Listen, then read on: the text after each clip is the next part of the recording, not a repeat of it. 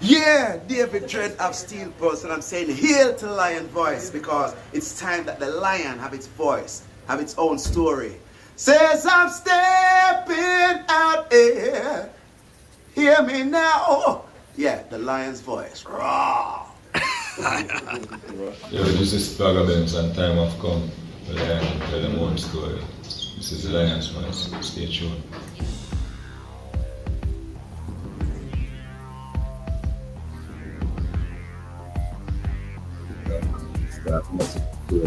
Well, lion voice, tell them that's the people first choice. Lion voice, make the lioness them feel nice. Lion voice, with the lion cubs we sacrifice. Lion voice, got to show the people them the light. Lion voice.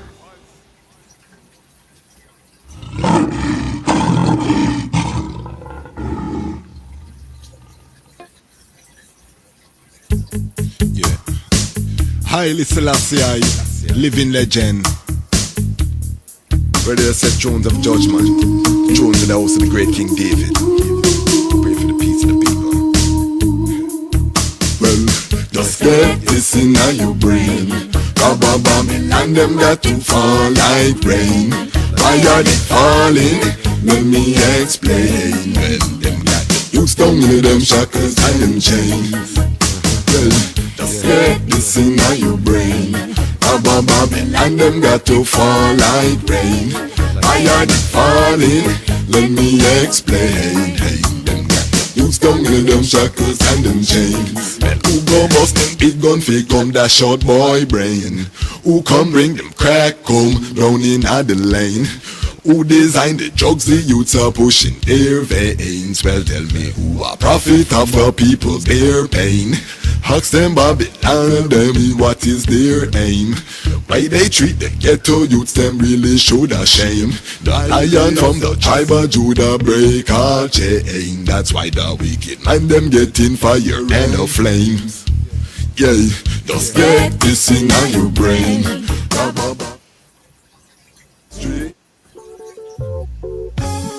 Well, front to us a son was born and a child was given. I want to ask you a question. Have you got your book? Haile Selassie's Ethiopia Volume 1, The Rise of the Priest Warrior King. I've read the book in its entirety, and I must say it's very inspirational, very informative, and very historical, right? Them call him Lift up for right. When he was born, rain fall from the sky. Them call him Lift up for right. When he was grown in airplanes he fly. They call him Lift up for ride, lion break the chain, weep not, don't cry. Them call him Lift up for ride, read the Revelation chapter 5 verse 5. Then, born near the city of Harar, the inspiration for Bob Marley's guitar. People crowd him like some big superstar. It no matter if England.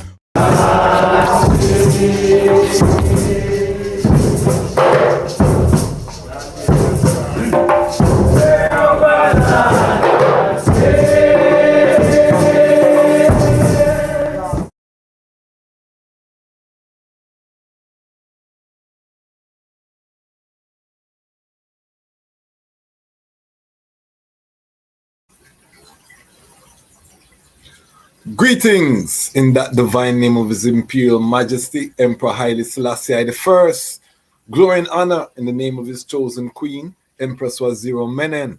My name is Kwasi Bansu, aka the Chasmach Kwasi, aka Ras Kwasi, aka the Reading Ras, aka the Pan-African Happy Man.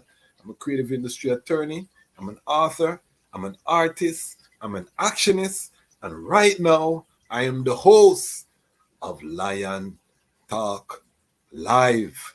Welcome to Lion Talk Live and welcome to the Lion Voice Network, where we are talking to the frontline soldiers in the Rastafari and the Pan-African community.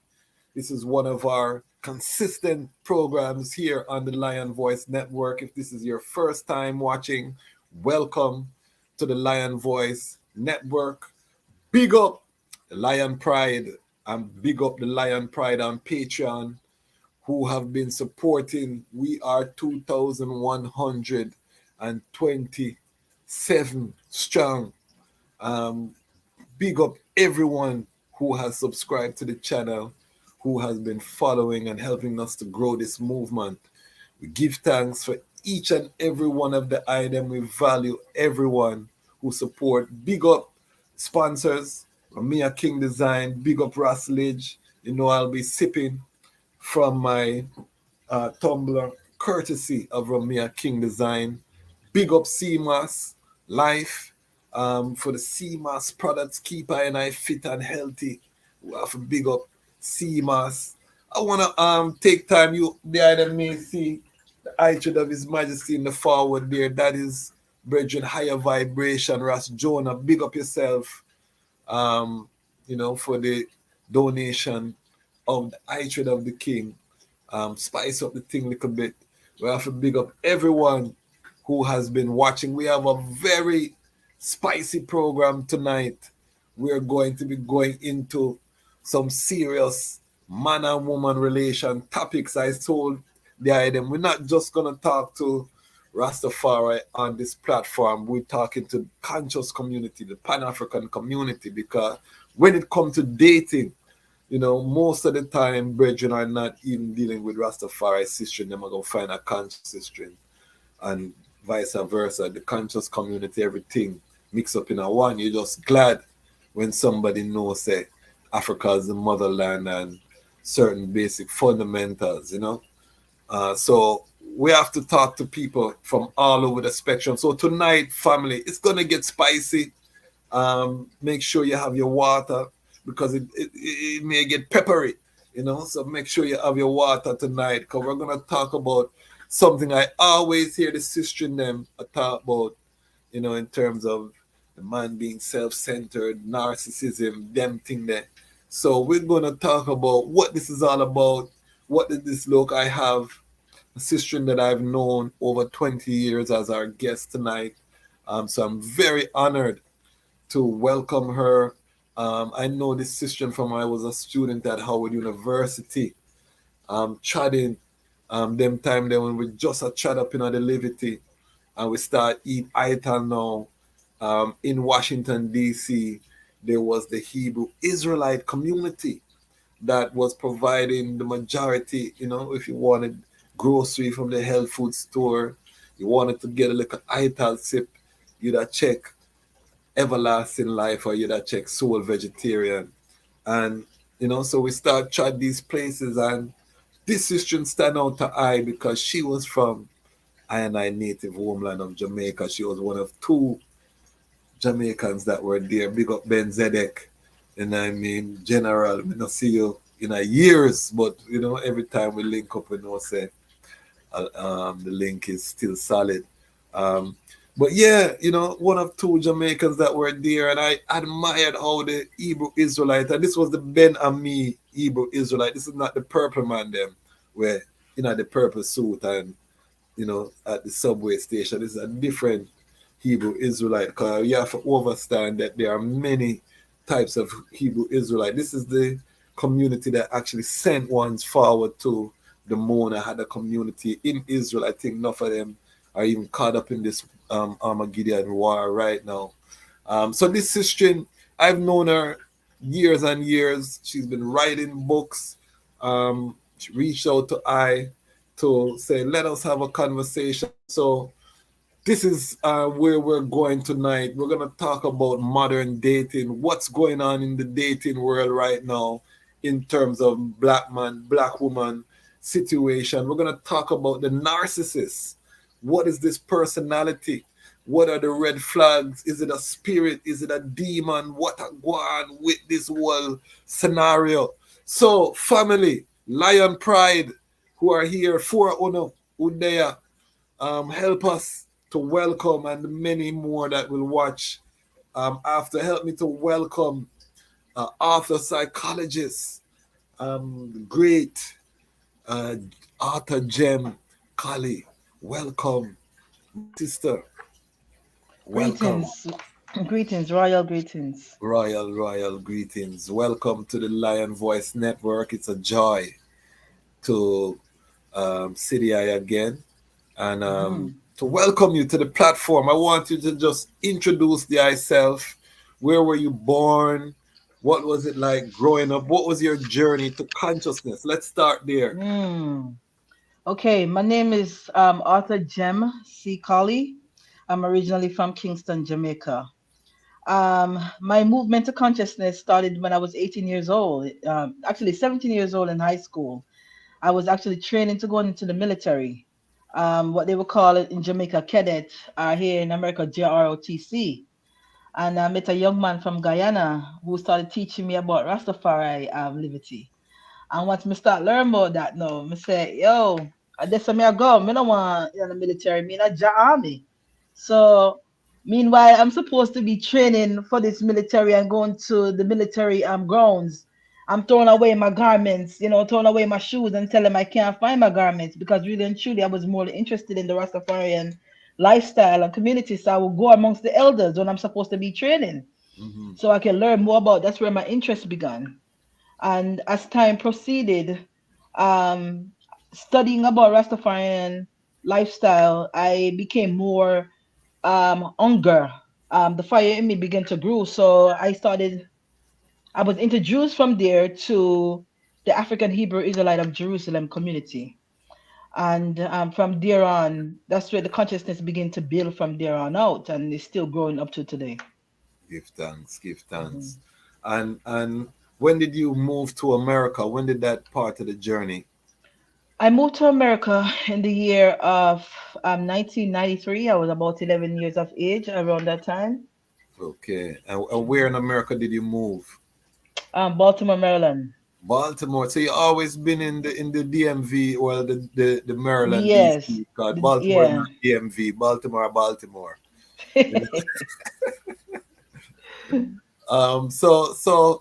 So you went to high school in America. Yes, I did. Okay, how were you treated as a young Jamaican sister? Horribly. In fact, I lost my identity because of that. Growing up like in middle school, because no one wanted to, didn't understand about Jamaican culture around that time, and I didn't understand the American culture coming from America. In fact, I was an A student while I was in Jamaica. When I migrated here to America, I became an F student Wow. because I didn't understand the language, I didn't understand the concept and the perception of how things were dealt with here in the US. So I was going through what they were calling psychology separation trauma, um, Okay. and I didn't understand that, So I was separating from a mother, which is my motherland, and my mother tongue. And my mother tongue wasn't accepted amongst the children in middle school. Sometimes children can be so cruel because they don't have Yes. an understanding.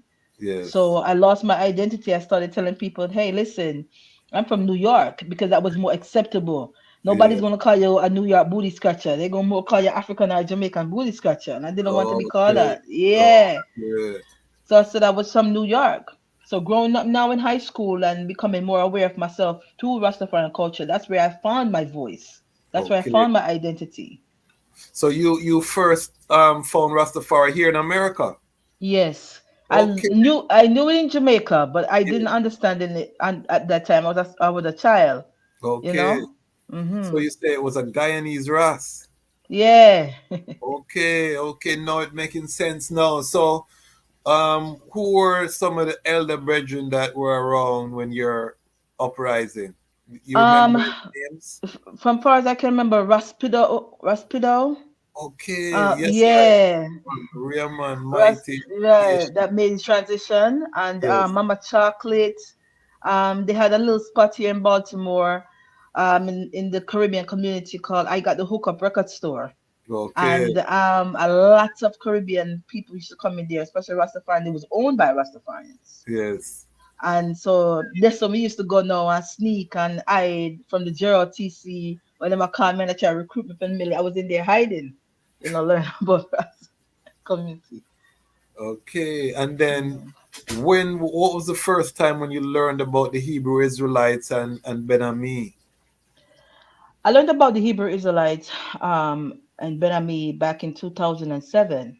So when I Okay. just met the I was just learning about, Okay. yeah, the community.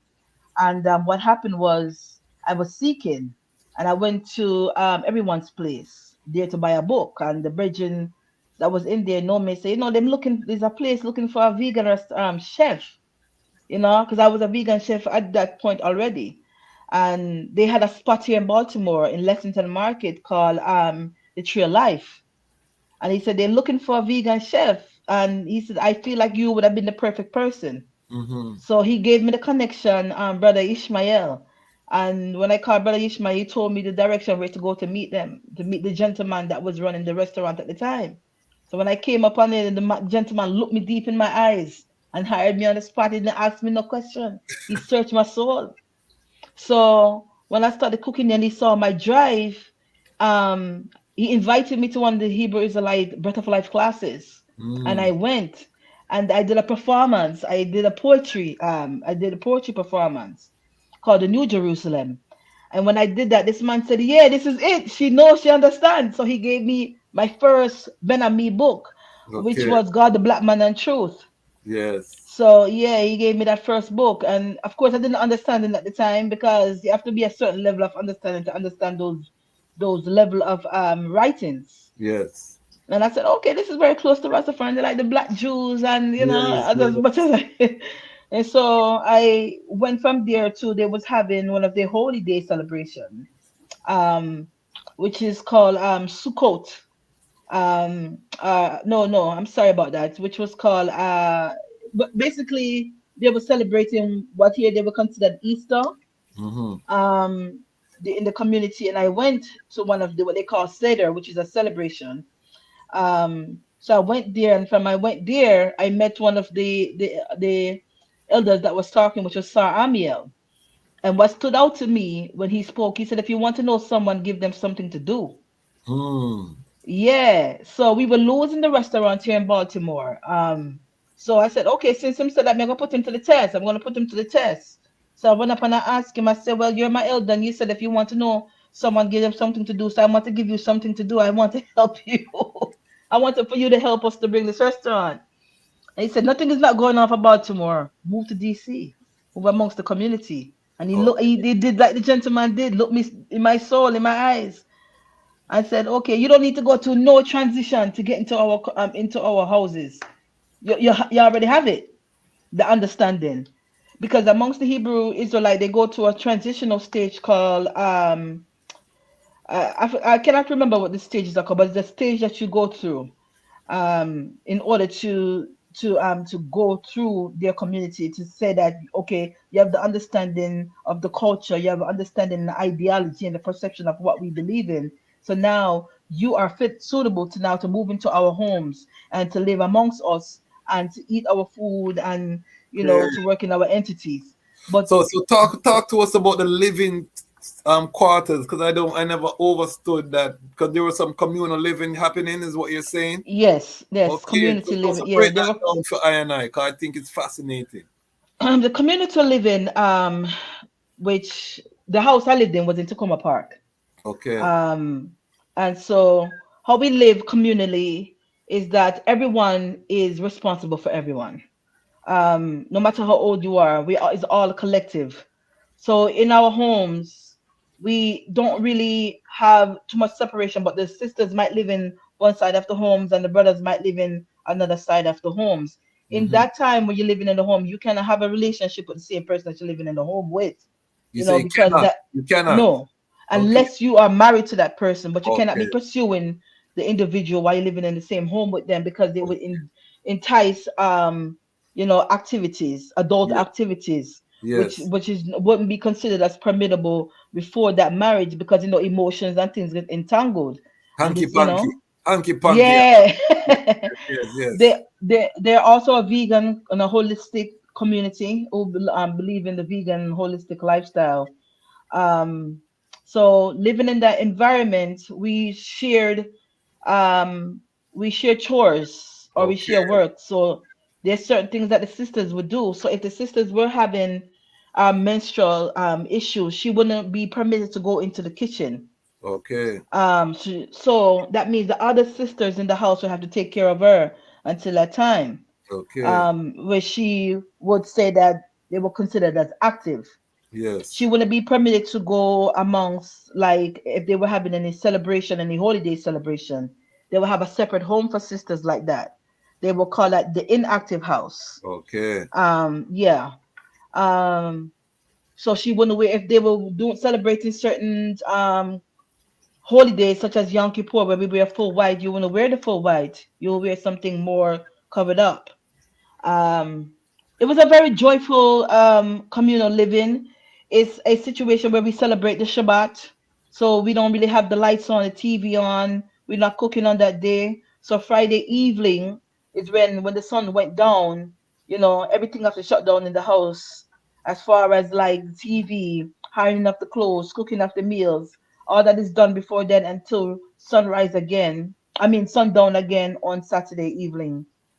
Okay. Um, it was I wouldn't say that it can it's an environment that can be trying because now you're living amongst people that's holding you accountable for your actions. You Okay. understand? And mirroring you because there's things about yourself that you're not going to know or understand until you live among someone else. You don't Yes. really know yourself until you live amongst others Yes. because Yes. there's things about yourself that you cannot see. Truly. Truly. So, in terms of the rent or the mortgage, everybody had to contribute to the mortgage. Well, we have what we will consider that house kesef. Okay. Kesef is a name for Hebrew is money.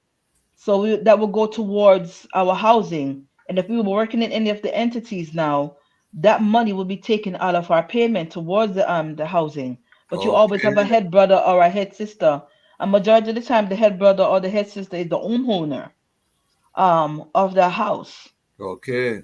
Mm, So you basically you have ones who open their home, and then you have businesses that are routed through the Hebrew Israelite. You work in the business, and then that money is taken out of your pay, so right, that everything is cohesive right. in terms of the money is circulating. Because I always wondered, I always admired, when I saw how the ones were living. Talk to us Mm. about the part I know, the polygamy, because me know say Mm. the man them did have more than one woman, and I always say, wow, how them do that in a Babylon, how did that work, that part? Well, I happen to have the opportunity to work for one of the sisters who was the second wife. So I was Okay, in their home all the time. I okay, was helping taking care of her children. She had a restaurant.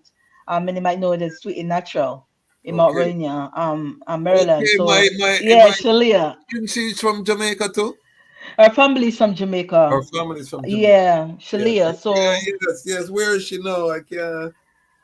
I will tell you after we're done. Okay. Yeah, but yeah, so she has her business now inside of even Whole Foods. Yes, no, Um, I've seen the growth and the expansion. Yeah, man. yeah, so Bigger. before she even got that level, she was working in the home.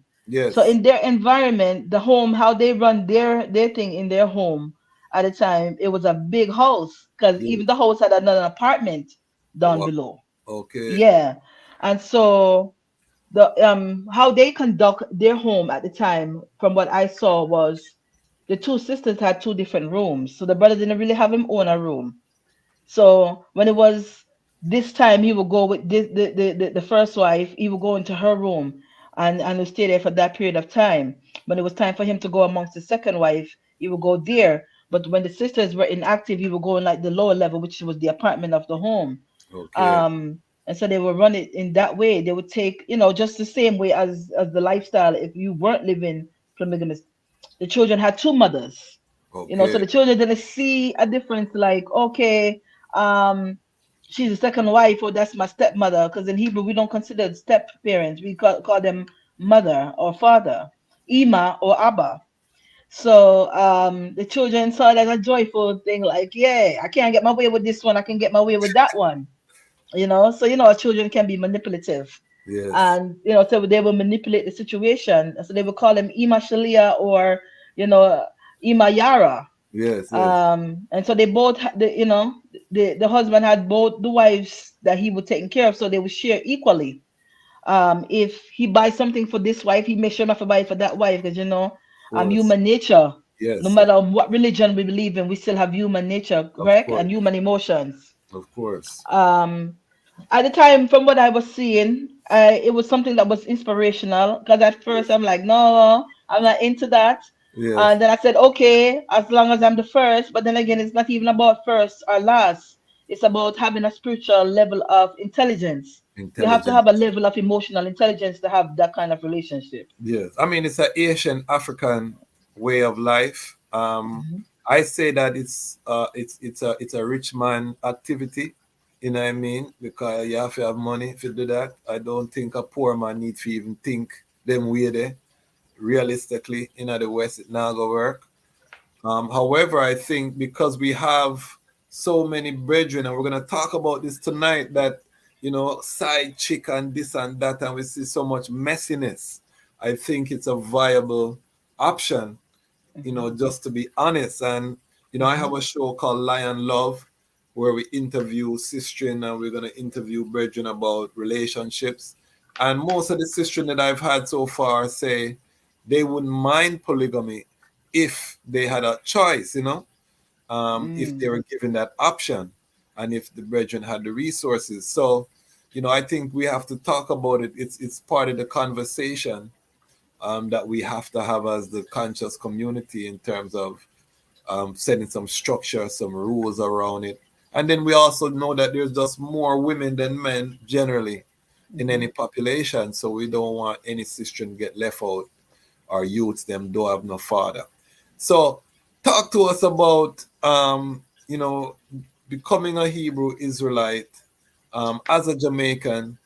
Was there any cultural difference being that the majority of the community were Africans born in America? Absolutely. In fact, even though Ben Sedek and I were the only two Jamaicans in the environment in that Pacific location at the time, Yeah. there were other Caribbean folks like from St. Thomas. We had Yehuda, Yeah. Yeah, Yehuda from St. Thomas. You have We did say Amaria that from, it was a Hebrew yeah, Israelite to it. yeah, Yeah. the Amaria from Antigua, yeah, Tamidel from St. Thomas, Samar from, so we that we're Caribbean folks, we kind of collectively came together even amongst the collective. We came together because even though we were supposed to be saying one nation, there were still differences, again, human nature, you know. So I think a lot of the people in that environment had a thing where we were considered in psychology of culture egotism, where it's the inability to differentiate between one's culture and the other's culture. Culture centricism. I'm sorry, culture centricism, whereas the inability to differentiate between one's culture and the other's culture. And so it's like they were trying to get us to leave the Jamaican mindset that we had, or the Caribbean mindset that we had alone, and stop being a Jamaican. You have to be a Hebrew. You Yes. understand what I'm saying? But most of the lifestyle and the behavioralism that they were teaching us, this was something that we naturally grew up with in Jamaica anyway. So it wasn't too much to adapt to. You understand? But it was Yes. a lot of complexity Yes. being a Jamaican woman or a Caribbean woman in that environment, because Caribbean people are very straightforward, Yes. Yes. and very forthcoming, and that's Yes. something that they weren't really used to and Yes. really couldn't really accept amongst the community. So there was a lot of complexity between that. Yes. You feel a little segregated even amongst the collective. Um, I witnessed the Hebrew community at the height, and as I said, I would always admire, just the manifestation.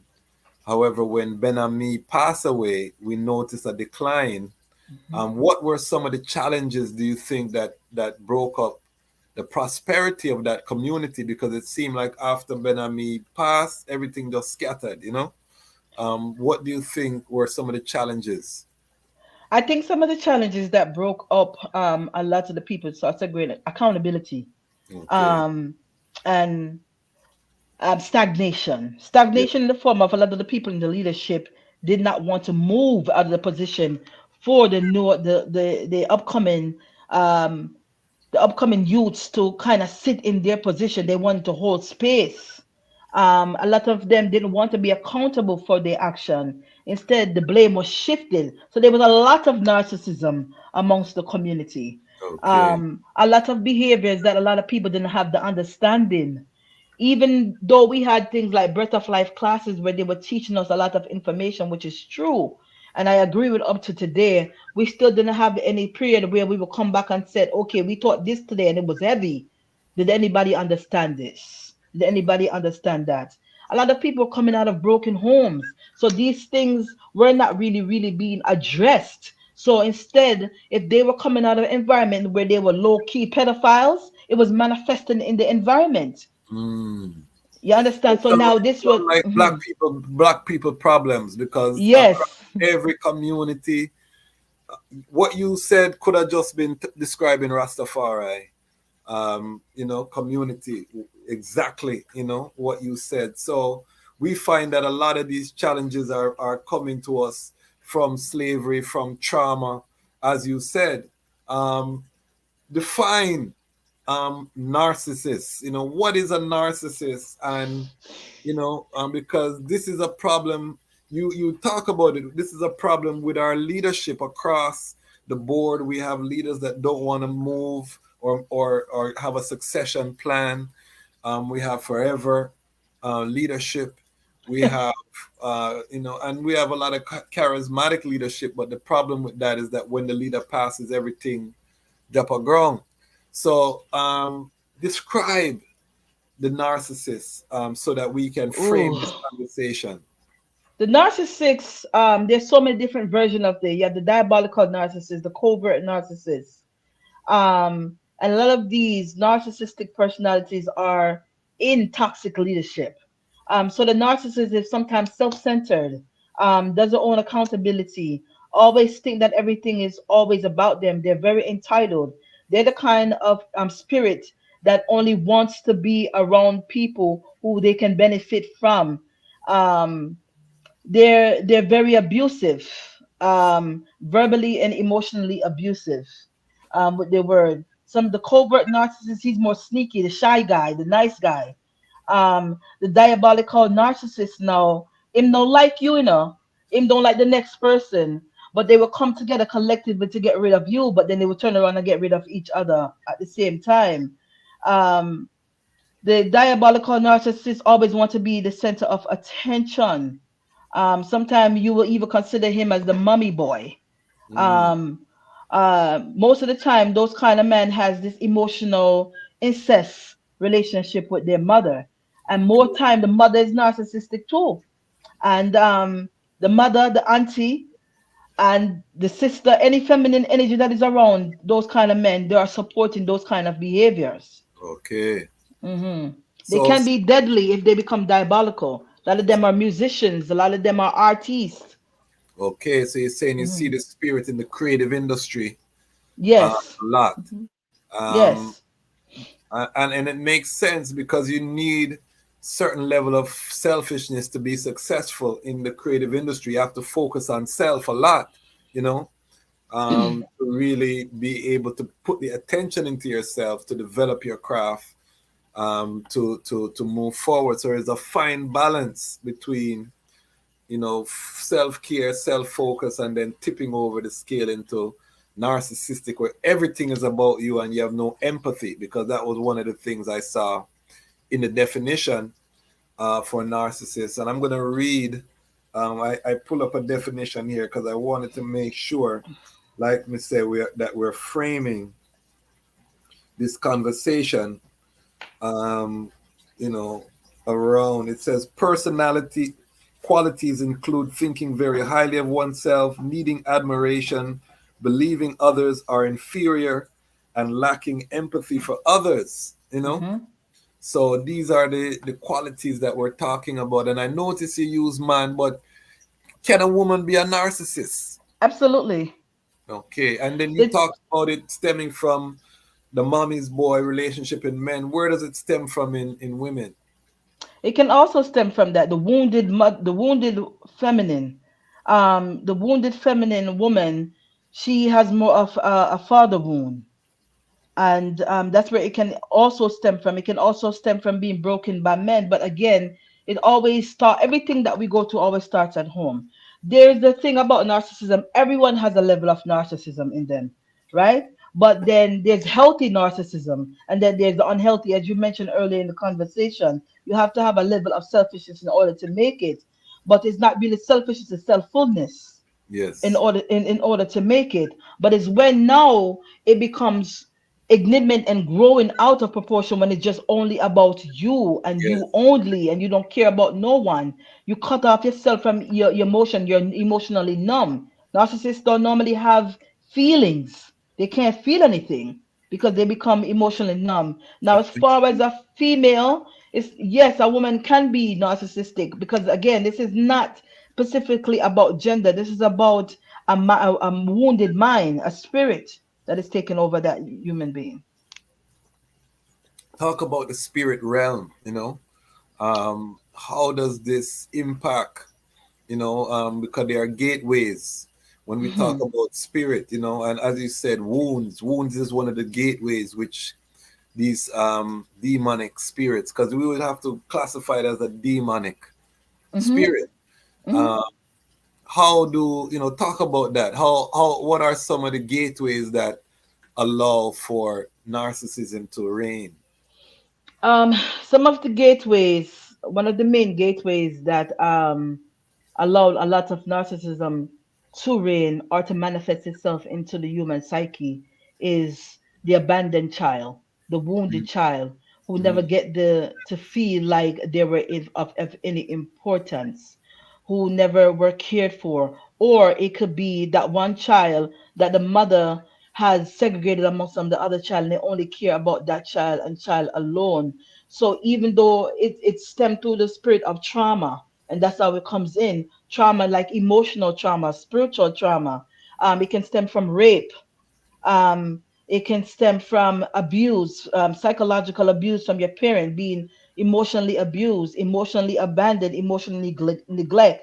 So it stems from a wound, like you said, but it's a traumatic, emotional traumatic wound that it Yeah. stems from, and that's is how they manifest itself into to that child. So it's that wound that's never been addressed. So when the Okay. wound is not being addressed, it stays there, and then it manifests itself as your personality. Then it becomes a personality disorder, not Wow. just a trauma that happened to you, but a trauma that is consistently happening. You're consistently living in the space of woundedness. Now that spirit is controlling the That temple. spirit is the intrusive thoughts. So Yeah. no, you're not thinking about God right now, because again, that intrusive thought is what that's manifest in your mind. So they don't care. So to see a narcissist, to see you cry, that brings joy to a narcissist's heart. That means, yeah, I have accomplished something. I'm running something. It always have to be about me, Them. and They I turn don't everything care to them. They turn everything. everything. Yes. So I don't care what it takes, even if you're hurting, it always have to be about me. And it can, like you said, it can become so um detrimental, because that person will go out of their way to make sure that they get into that spotlight, even if it means to take their life. Wow. Wow. This is serious, family. If you are just tuning in, we are talking to author Gem Collie. We're talking about narcissism tonight. We're breaking it down from a spiritual perspective. We're going to get into her brand new book that she has written. It's a fiction story about dating and rated spicy story. So if you are not subscribed to the platform, make sure you subscribe. Lion Voice, big up Lion Pride and Patreon. Big up yourself, Freeway Dread, our latest Patreon member, who has joined the family. We just put up our visit to the School of Vision. I went to Jamaica at the end of the year.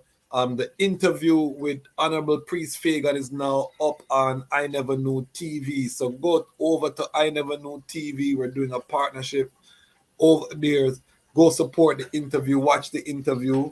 We have the behind the scenes when we shot up a Blue Mountain Peak for go visit Ross Fagan. That's going to be Saturday's episode, so make sure you tune in to that. So let's get forward to the topic now.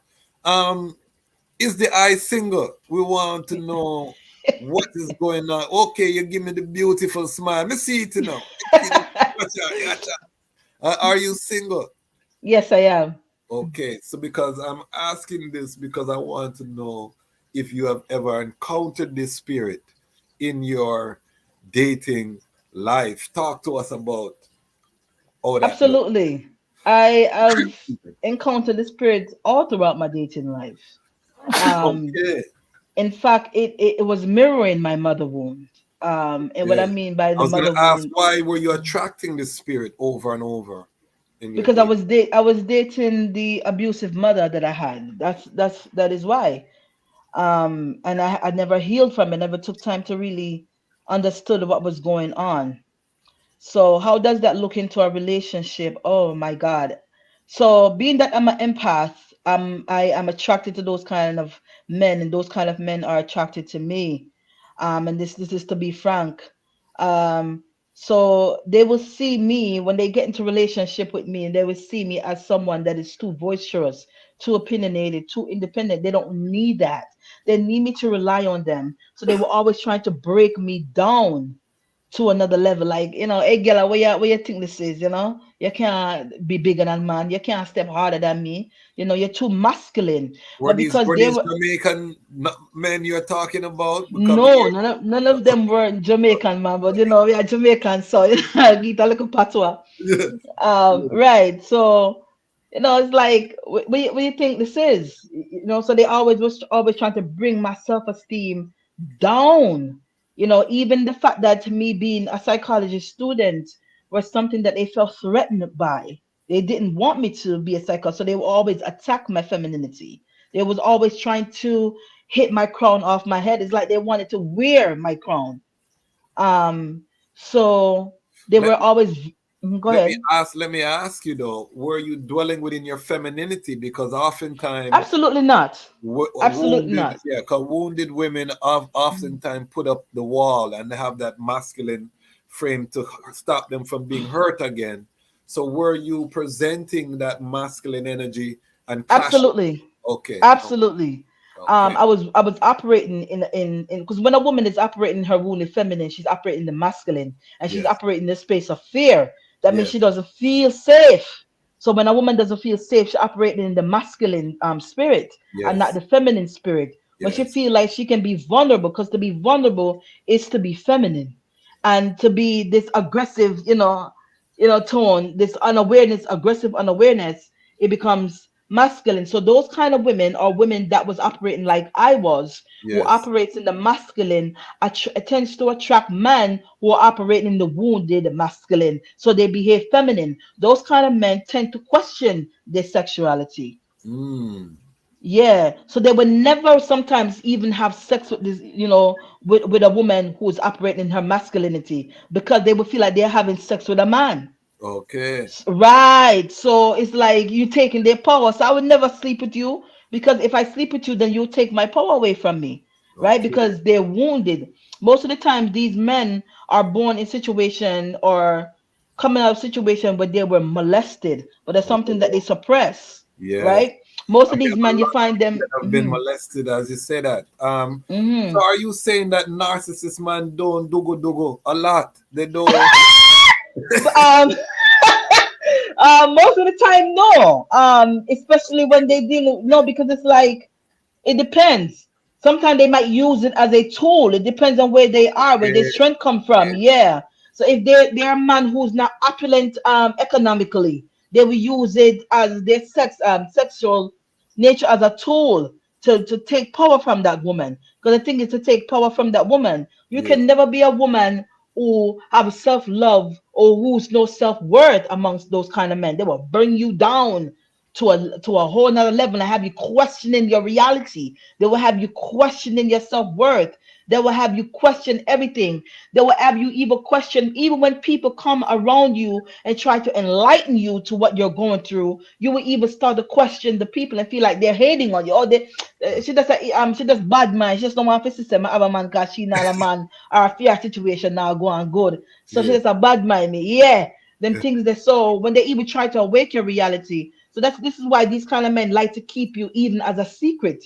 No one know that you have a relationship with them, because Okay. if people were to know, they would bring light to you and cause you to wake Okay. up out of the situation.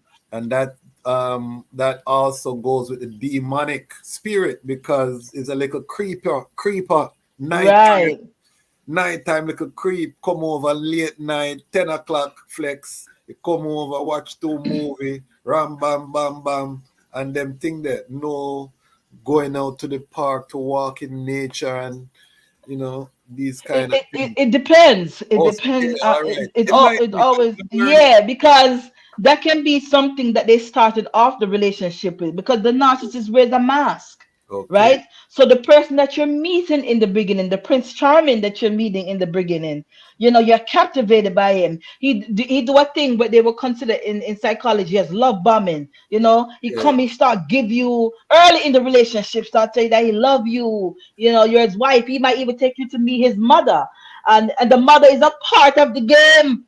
The mothers and the feminine women around them, they're part of the game as well. So they play a role in that situation. So you're Okay. thinking, oh, They're I'm so enablers. special. They're enablers. Yes. The Yes. enablers are even selfish, because they're not enabling you necessarily for you, but they're enabling you so you can stay underneath them, so they can feel this grandiose feeling. So they might even take you out and do all the fancy things, give you everything that you like, shower you with gifts, but they will never commit to you. Because if they commit to you, they might even be committing to the molester or the abuser in their life. So they will never commit to you. And if you're a Okay. woman who knows her self-worth, they will see your femininity, you operate in your femininity as a threat to them. Okay. They will say that, oh, if you're assertive, they will look at you like you're too masculine, you're Yeah. too aggressive, you're more intelligent than me. I'm normally the most intelligent person in the room. You can never have a degree that's higher than them, because they always want to feel like, again, above you. They can even become abusive towards you. Again, it's always to keep you in a lower level of substance, to keep you there, so they can, they have this hold on you. Okay. Talk to us about the hobosexual. You know about the hobosexual then?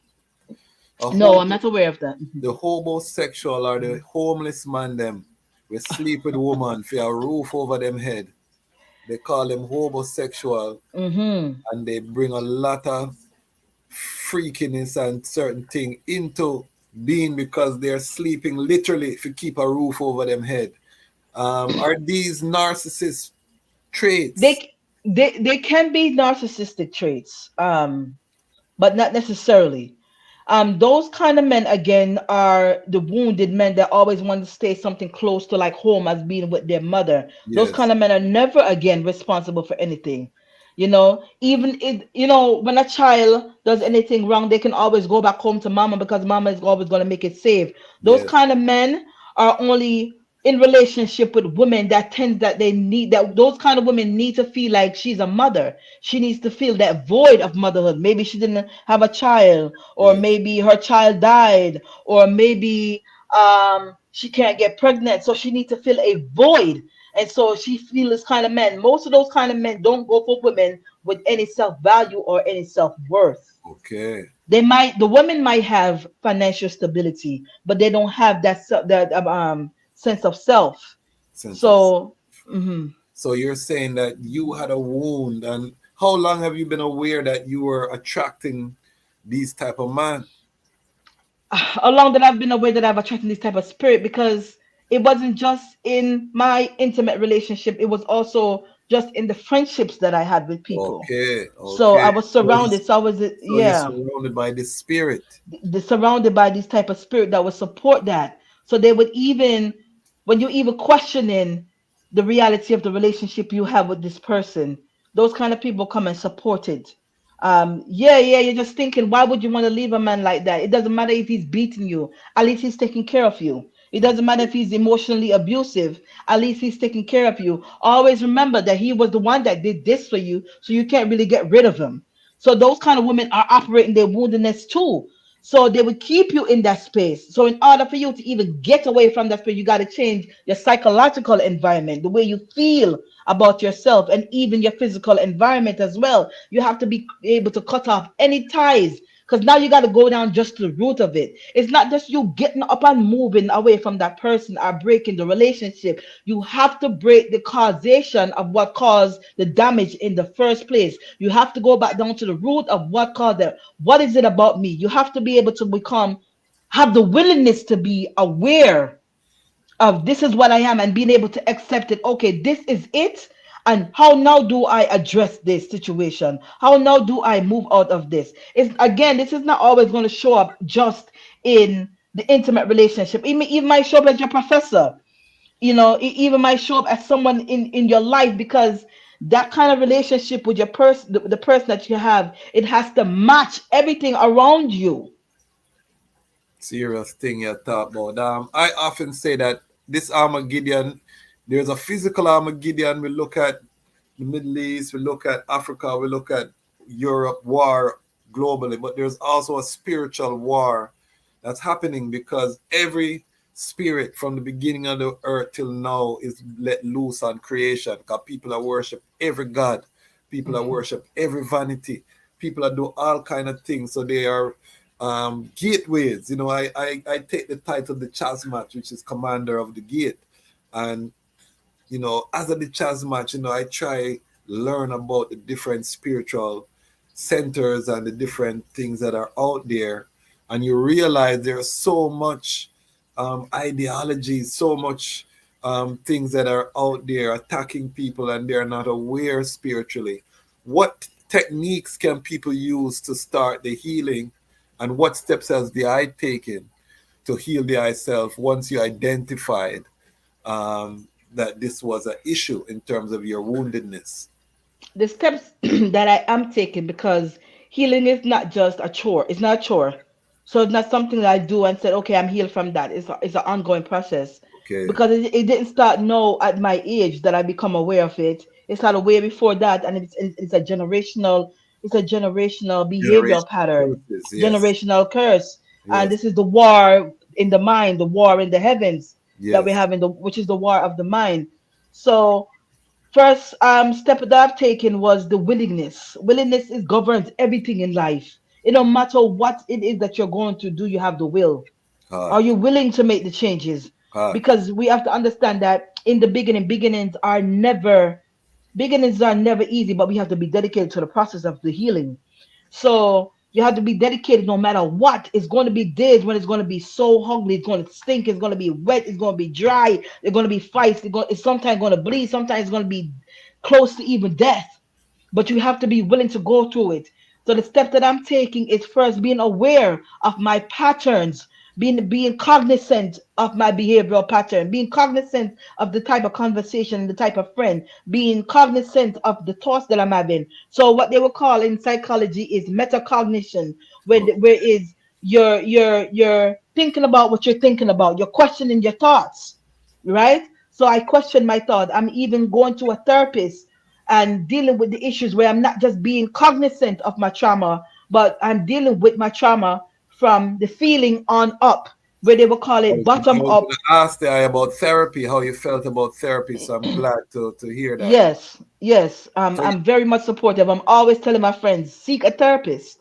Seek a therapist. So I am dealing the type of therapy that I am dealing with, where it called bottom up, bottom up, top down therapy. So basically what they're saying in psychology, it's not just people can be aware of what's going on with them, but are they feeling what's going on with them? So now you're going down to the root of it. So this is bottom up. You're starting from the emotional aspect of it.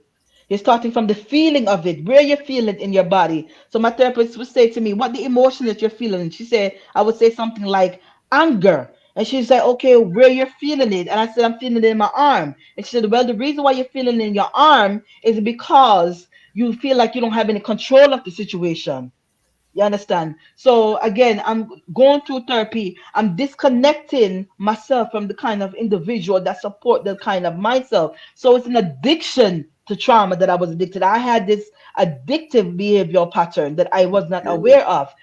You also have to be willing to give yourself mercy. You also have to be willing to be empathetic with yourself and understanding that the tools that you were giving was not something that you deliberately were doing to yourself. This was an unconscious conditioning behavior Programming, environmentally. programming, Yes.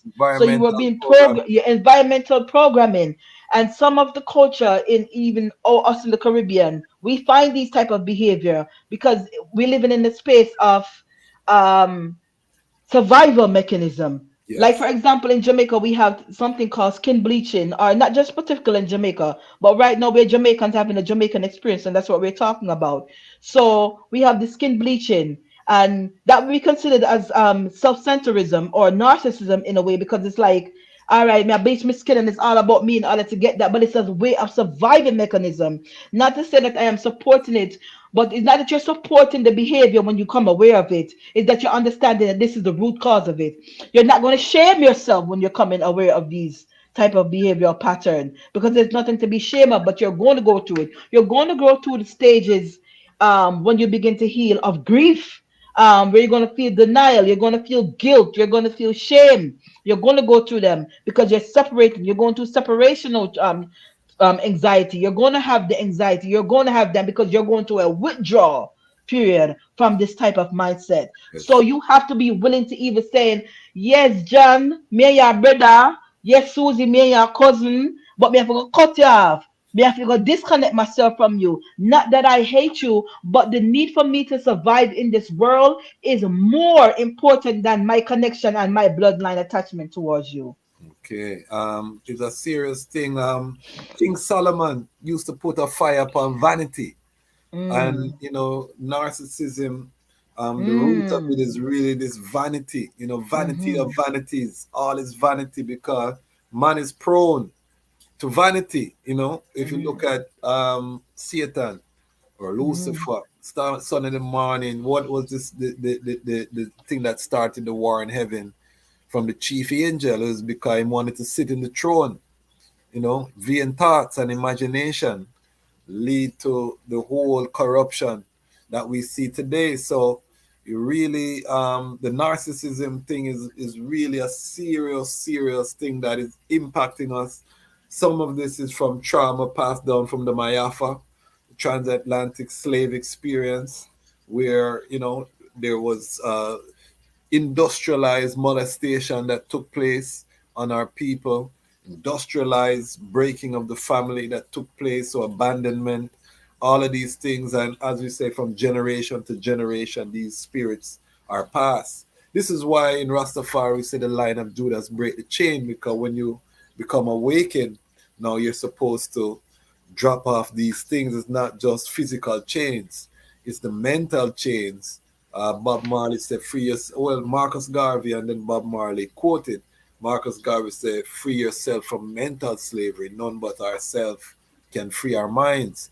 So, talk to us about, we're going to lead into this book, but I want you to talk about, because a little birdie told I that the book was inspired by some real life events where the author may or may not allegedly have experienced some experiences that inspire this latest book where you write about narcissism. Talk to I and I about the book and what was part of the inspiration.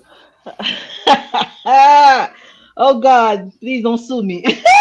Don't say okay. the name, don't call the name, please. All We right, have I'm not calling him. mercy. So allegedly, Yes. I was allegedly in this relationship with this individual who allegedly had a higher power than I am when it came to economics.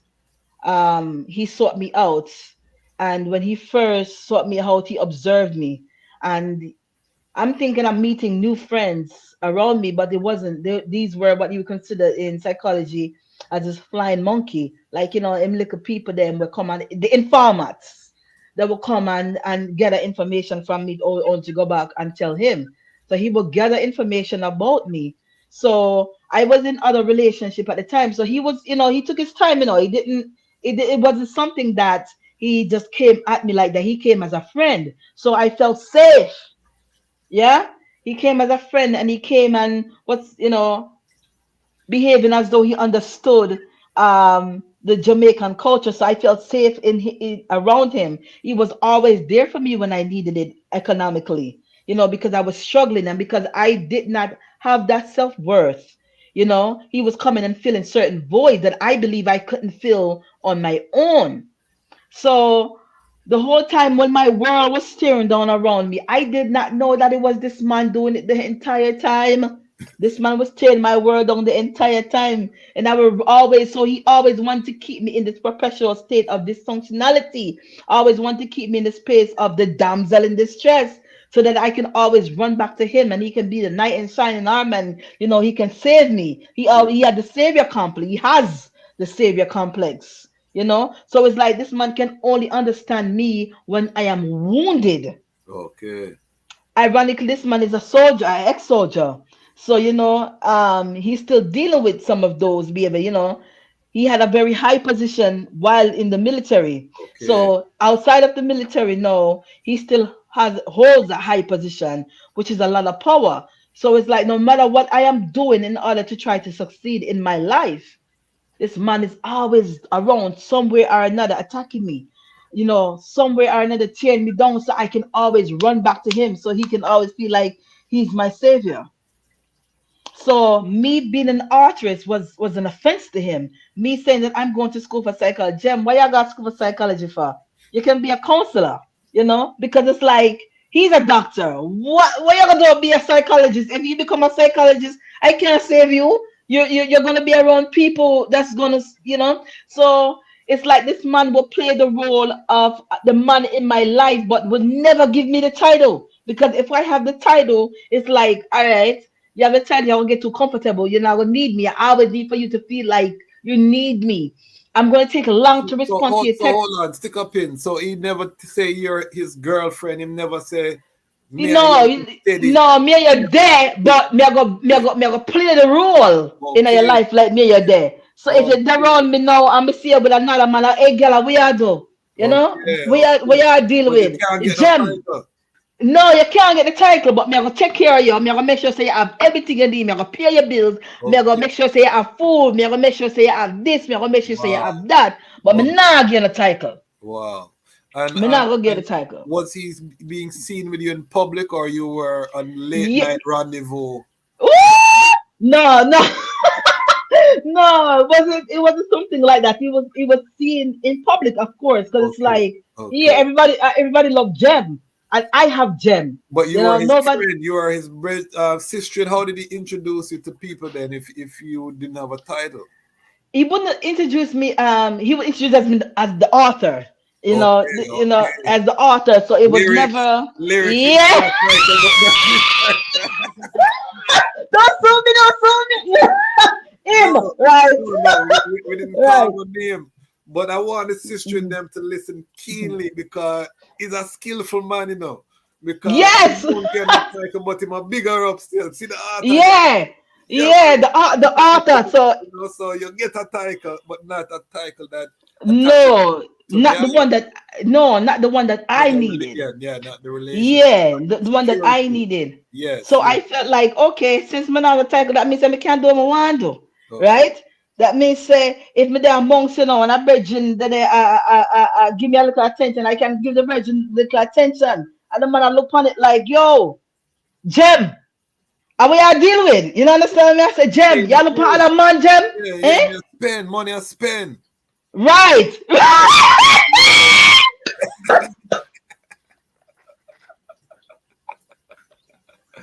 Right, so no, me left no confused. Now, like it's like, okay, what's going on? You just tell me, say you're not ready for nothing, but at the same time, you want to control everything what me I do. You understand what me I say? So it left me always confused. It always left me like you're in this space. You understand? So now you can come and look for me. Uncertainty, creating uncertainty. Right. What I tell brethren, in terms of seeking your purpose, when you're vetting the sister in them, you can't just lead them on like that, because look, we're hearing the other side where the sister and them are talking about the trauma, the uncertainty. Women need security. So, right. And it wasn't like the brethren was being honest. No. Right. Through this process, was there intimate interaction happening. No, he would never go to that level like he wanted to. Okay. But he would never take it to that level again. If I take you to that level, and I'm glad it didn't, because I'm like, boy, if the man I behave like this, no, I will not do nothing. So him a pay Imagine. money and him not get no. Wow, this guy is a man of means. No. He's a different type of man. That is a different type of man. No. Could he have been part of the alphabet committee? Oh, Because don't sometimes leave it up. we never call no name, you know. We're going into the narcissist. Okay, him. We're Yeah. talking about, yeah, this is a Yeah. him. Yeah, Right. we So not saying no name. We don't know where him live, what state. We don't know nothing. no, we don't know nothing about him. Yes. Right. So I don't know. This was something that I've always questioned. Again, most of these men that behave this way tend to struggle with their sexuality, Yes. Yes. as I stated. Yeah. Because my channel is about 95% male viewership, but I have a lot of single sisters that watch as well, that will watch this, and I'll also make clips.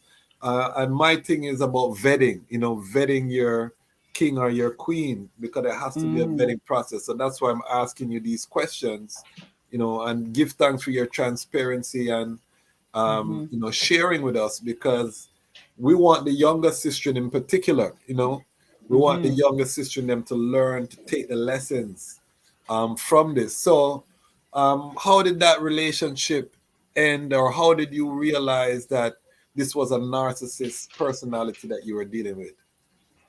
When I realized that it was a narcissistic personality that I was dealing with was when I decided I wanted to get away.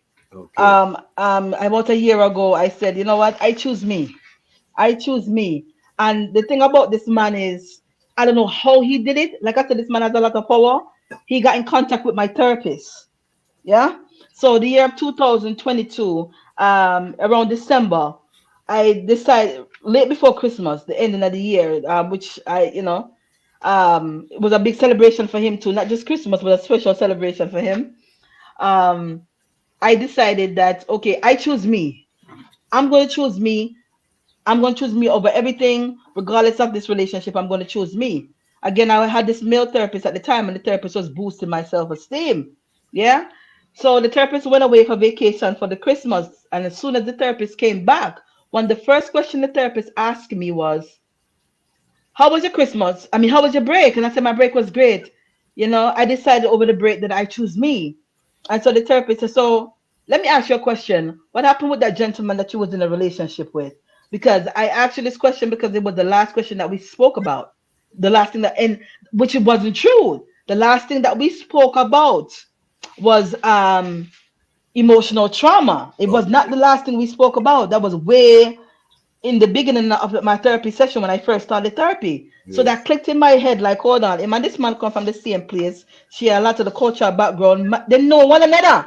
Because why am I asking me this? This man got in contact with this man? Is this man related to him? Oh my God. So when I decided that I went no contact now, so I blocked this man from every angle that he can communicate it with me. All of a sudden I'm start getting random Instagram, these fake accounts. Hey baby, how you doing? You know what I'm saying? I would love to be with you. Can we get to be friends? No matter how many times I block a person, I'm getting these different, and I automatically knew that this is this guy. Wow. So I would say to them, for example, the guy name is Tavon. Yeah. We're going to say hypothetically the guy name is Tavon. I would say, who sent you? Tavon sent you? And they will immediately disconnect the communication between I and they, or sometimes I would get these random phone calls where I am I'm answering the phone, and the person will answer the phone, and I'm hello, nothing, breathe hard into the phone, and just hang up.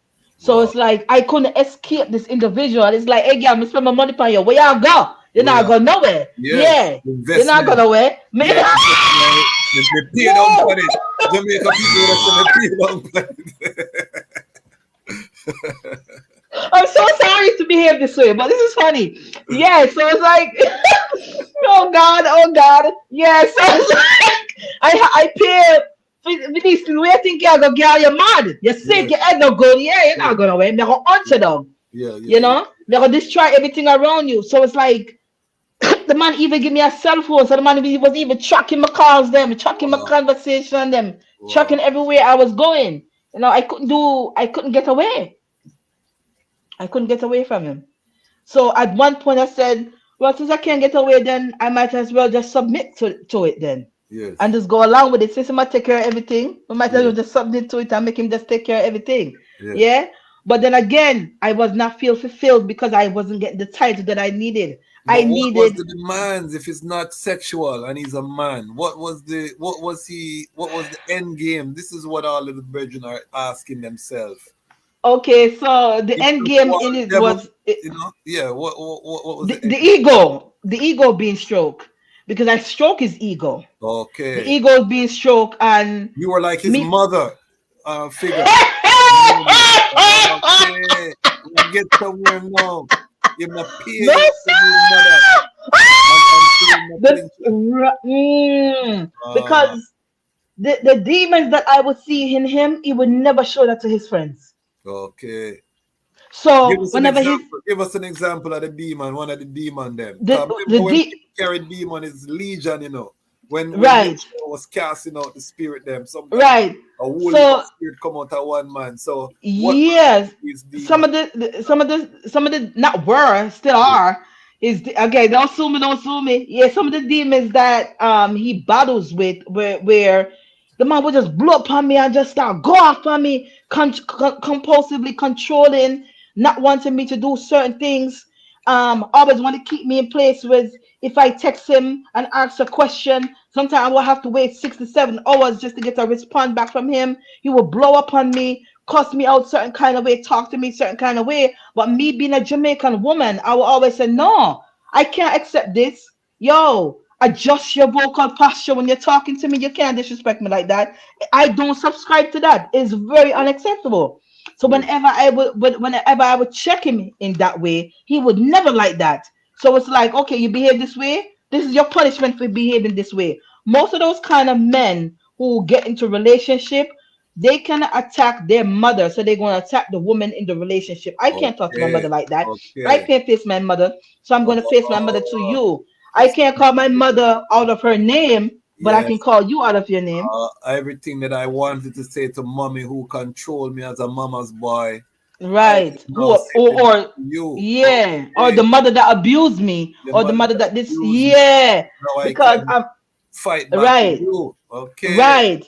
So a man is who his mother tell him that he is, you know. Yes. The mother is who really mold her son. You Yes. understand? Not Correct. really the Culture. father. Yes. Yes. So it is first relationship, and I'm going to tell you this, ladies, and even men as well. Before you get into a sexual or intimate relationship with somebody, specifically sexually, meet their family first. Get to see what you're getting into a relationship with, Key. because when you get into a relationship with people, you're not just getting into the relationship with that physical person, you're also getting into the relationship with the ideology that surround that person's culture or Yes. their subculture. You're Yes. getting into the relationship that he has with his mother. You're getting Talk into it. the relationship he has with God. You're getting Speak into the it. relationship he has with himself. You're getting a relationship with everybody in that community there. And you have to be mindful, because with some of these men, especially the mother's boy or the one who has the emotional incest relationship with his mother, you would never be in a relationship with him, but you'll be the side chick, because Mm. the Mother, mother is his mother, first woman. because The the mother mother, in first, yeah, doesn't have a man, you know, so she make her husband, her son, yeah, she has son her man, yeah. So you and would he never do be, all the yeah, family things in the house and these things. That's why I always right. say to never move in with a woman and her mama. Never No, in your life.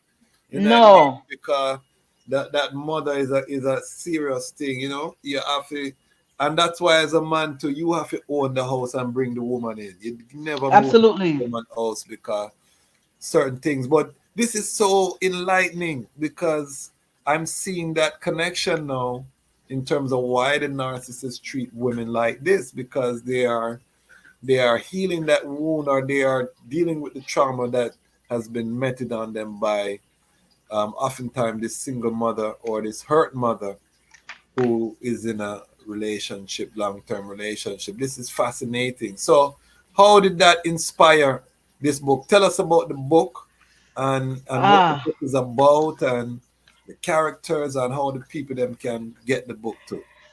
Okay, so the book now is on pre-order. Okay.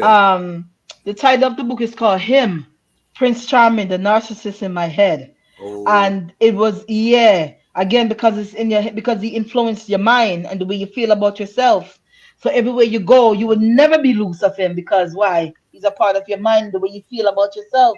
Yeah.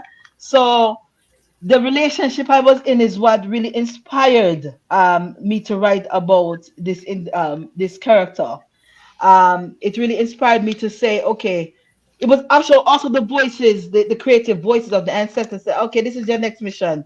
Now you're writing about the dark side of Prince Charming. Because when we talk about Prince Charming, no one never talk about him dark side now. Everybody talk about, oh, this prince coming at the night and shining armor come to save the deer and everything. But Prince Charming is the beast. Okay. Him are the one, the man two-faced Rasta. Him are the one who caused the problem then, really and truly. And then when him do hide him and oh God, yes! Right. So he's the one that's going around and saying, hey, I'm here to save the day. What happened? Oh my God, you okay?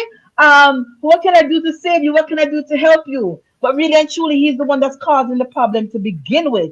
And because that was something I was dealing with, I decided to sit and write about this, which is very challenging, because writing with these characters, even though fictitious, even though it's a fictional book, I also had to face myself, and it was very hard to be honest with myself about the role that I was playing. What is it about me that caused me to address, to be attracted or to attract this kind of individual in my life? Because in order to attract this type of spirit, something has to be off about you, right? Yes. So you don't come out innocent, even though this is a villain that you're dealing with, you don't come out innocent in the situation. So now one of the characters that is now being interviewed, so Prince Charming came in now and decided that, I'm the narcissist.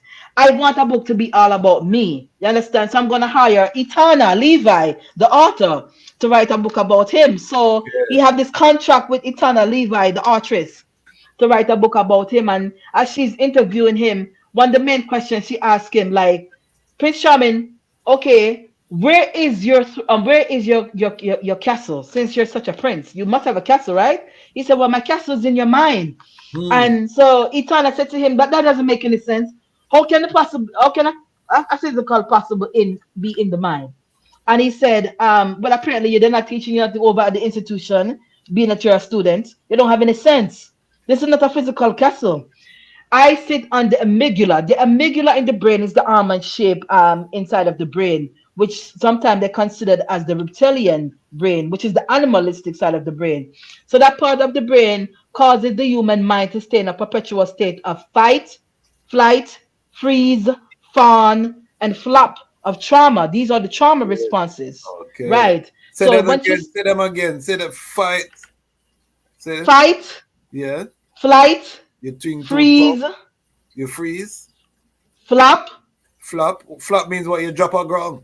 Yeah, like you're literally flopping. You're going through the Or fawn. Fawn is the emotional responses to trauma. So you can either freeze up when something happened to you, like somebody picked up the phone and said, oh, your Uncle Peter just died. You froze. Oh, okay, he was a good person. So now you're not connecting to what was happening in the moment. And later on, when you come unfrozen, you start feeling the emotional impact of it. You can either run from it, you can either fight it, sit there, fight it,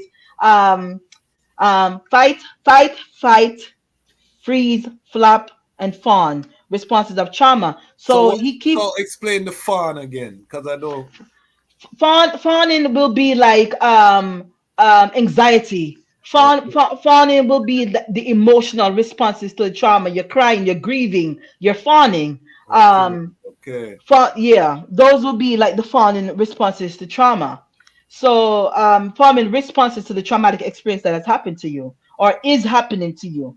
Okay. So Prince Charming said, I sit on the brain on that. This is where my castle is. And this is where my castle is in your mind. This is where my throne is located. So Etana said to him, but Mr. Charming, Sir Charming, aren't you afraid that once I write this book, your craft will be exposed? He said, I'm not afraid of that. She said, but aren't you afraid that people are going to be awoken by your mischief? He said, by the time they wake up, they would think they'll be awakened, but they're going to be sleepwalking. Wow. They're going to need therapy. Even their therapist is going to need therapy. And then when they think that they're getting therapy, I'll be controlling the mind of the therapist. So even when the therapist decides to put them on medication, they're going to need medication for the medication that they're on. You understand? Can the man link the therapist when you're not look? Yeah, link the therapist about connection with the therapist, so the therapist are work for him. So the therapist is under his control as well. Wow. So when you're thinking that you're getting away, the therapist is giving him information about everything that you're thinking. Right. How reality can impact. The good fiction is oftentimes impacted by reality. Absolutely. So in this, is it a love story? Does Prince Charming, or you have to read the book to find out if he gets the author to fall in love with him? What? Well, he thinks that the author doesn't. No, it's not the author. No, it's the damsel that he's in the relationship with. The author is his employee. Okay. Yes, he even have the author under a spell. So he even tell the author, even though you think that you're interviewing me, you're really interviewing yourself. Okay. And so the author said, that's stupid. How can I be interviewing myself when you're a man? And he said, again, apparently they're not teaching that no about the institution. You're not physically interviewing a man, you're interviewing a spirit, a way of thinking. So it's not that a man, I just manifest myself as the man, as Prince Charming. But it's not a man that you're interviewing. This is the mind. I rule the minds of everyone. No one will escape will escape me. No one will escape my judgment. And even when they think they escape my judgment, I will attack them to their bloodline. Wow.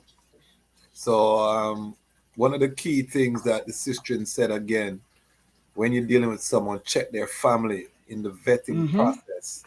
And it's coming. So how long before the book will be available for purchase? March the 1st. March the 1st. And it's self-published, or you're going to a publisher? I'm going to a publisher. Okay. And are you able to share a link, or so we can put in the description? Or yes, I'm able to share an Amazon link to it, or you can go on Amazon and type in Gem, Gem Collie, Collie, or Gem, Gem C middle initial Collie, last name Collie. Okay. And it will bring up everything. Beautiful. All right, so I want to get forward to this alleged brethren. Did the eye ever make a move on the brethren?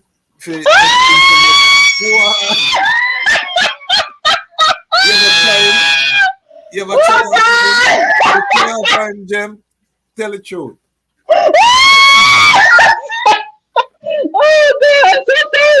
Oh God! Oh man, this is too much. Absolutely. And what was his response?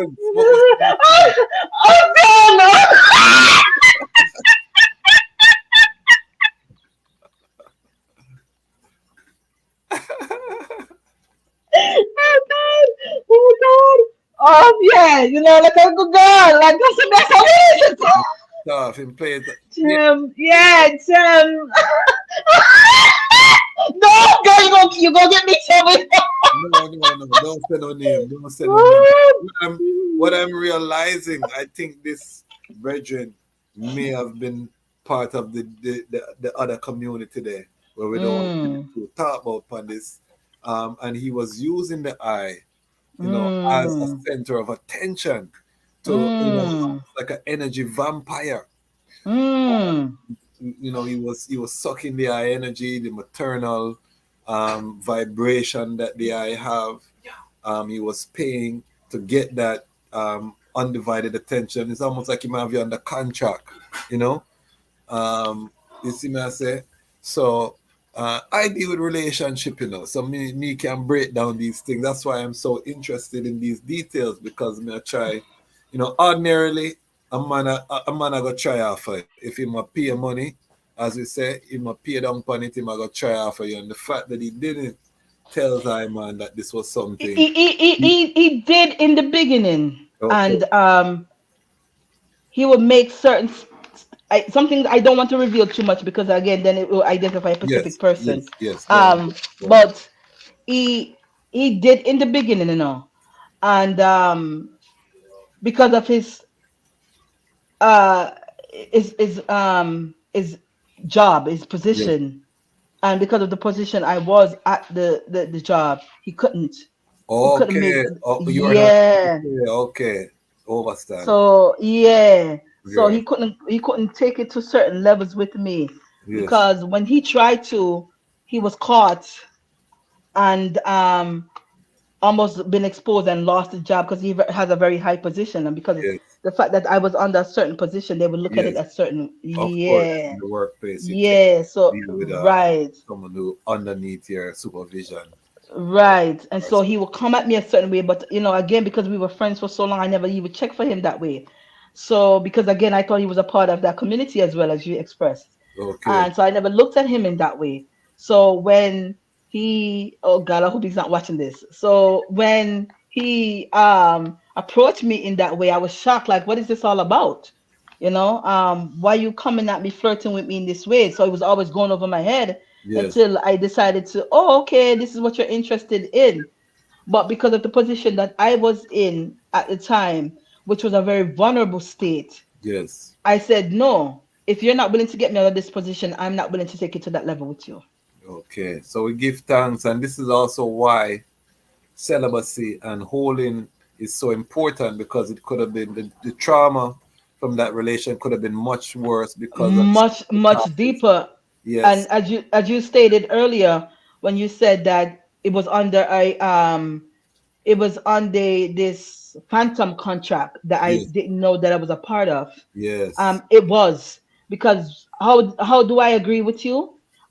Because I remember recently going somewhere and I just was feeling sick, and my uncle made a transition. And when my uncle made a transition, I started to feel like I am also making a transition, and I was just ill. I couldn't get better for nothing, and I would just be waking up with like literally freezing to death.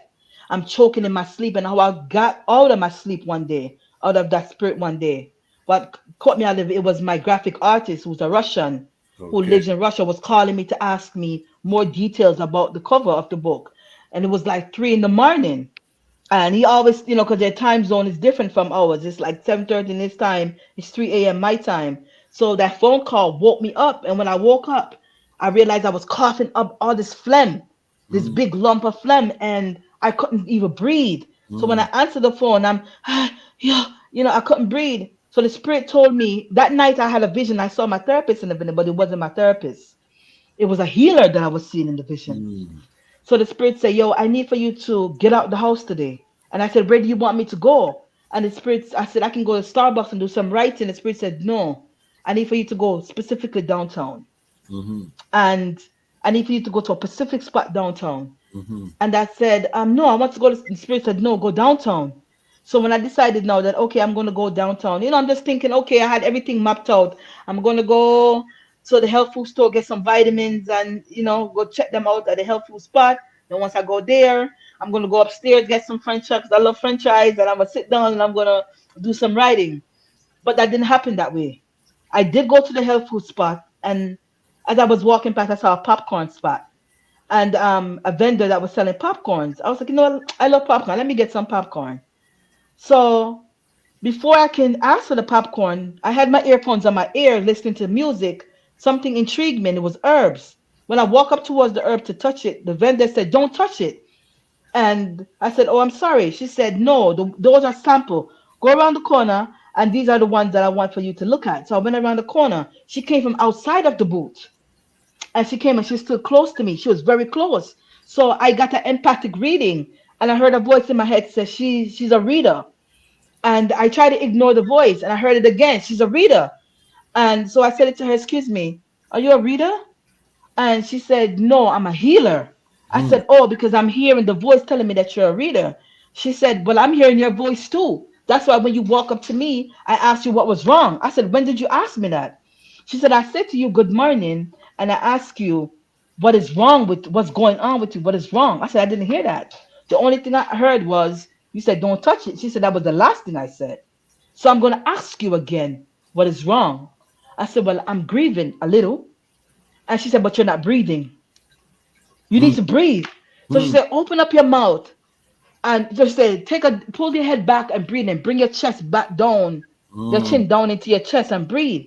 And so I did as she instructed me. And when I did that, she took her hand and pulled my sweater down and she gently, but she poked into my chest. And when she did that, it was like I exploded because I was imploding. mm.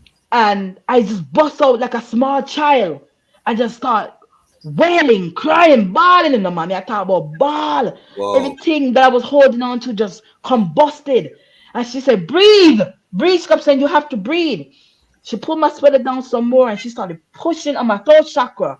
When she Mm-hmm. pushed on my throat chakra, this big thing came out of my mouth. This big lump Mm, came out of my mouth. Tears is falling down. She's wiping me. She's pushing on my back. She said, go inside the stall. I went inside the stall and she said, sit down. I'm going to make you some tea to calm you down. mm, So when she made me the tea, she calmed me down. She put the tea on the fire. She pulled my sweater up and she lifted up and she pushed on my rib, my stomach. When she pushed on my stomach, again, I coughed up this big lump came mm, out. She said, you have to breathe. And she said that let them go. You have to let that person go. mm. Automatically, I knew who she was talking about. She came back with the tea and she gave it to me to drink. I don't know what kind of herb. I think it was lemon and dandelion, but it was a beautiful aroma. And when I drank the tea, my eyes popped open because I was losing my sight. But she didn't know this. I'm visually impaired, but she didn't know this. So I keep coming close to the camera. And she said, I said, oh, I can see, I can see. And she said, yes, because you were going blind. And she said, you were also dying. Mm. And she said, but you're going to live. And she said, I need for you to keep drinking the tea. She said, no one has the right to possess you. They were trying to take over your body. No one has the right to take over your body and control you. You need to Mm. detox and let this person go. They trying to control you. She kept saying they. Be careful who you're listening to because they're trying to control you. But I knew exactly him that she was talking about. It was Wow. talking about him. She said this Prince person have Charming. Prince Prince. Charming. Mm, Yes, because as you said, that contract. So this mm. woman broke the contract. Hot. She broke the contract off of me. I didn't, she Yeah, broke man. the contract and she caused Termination me. fee. Yeah, she terminated. Yes. Yeah, she terminated the contract. Mm-hmm. And without me even realizing that's what she did. Mm. And once she terminated, I felt free. Okay. Because he and I had kind of separated in that moment already.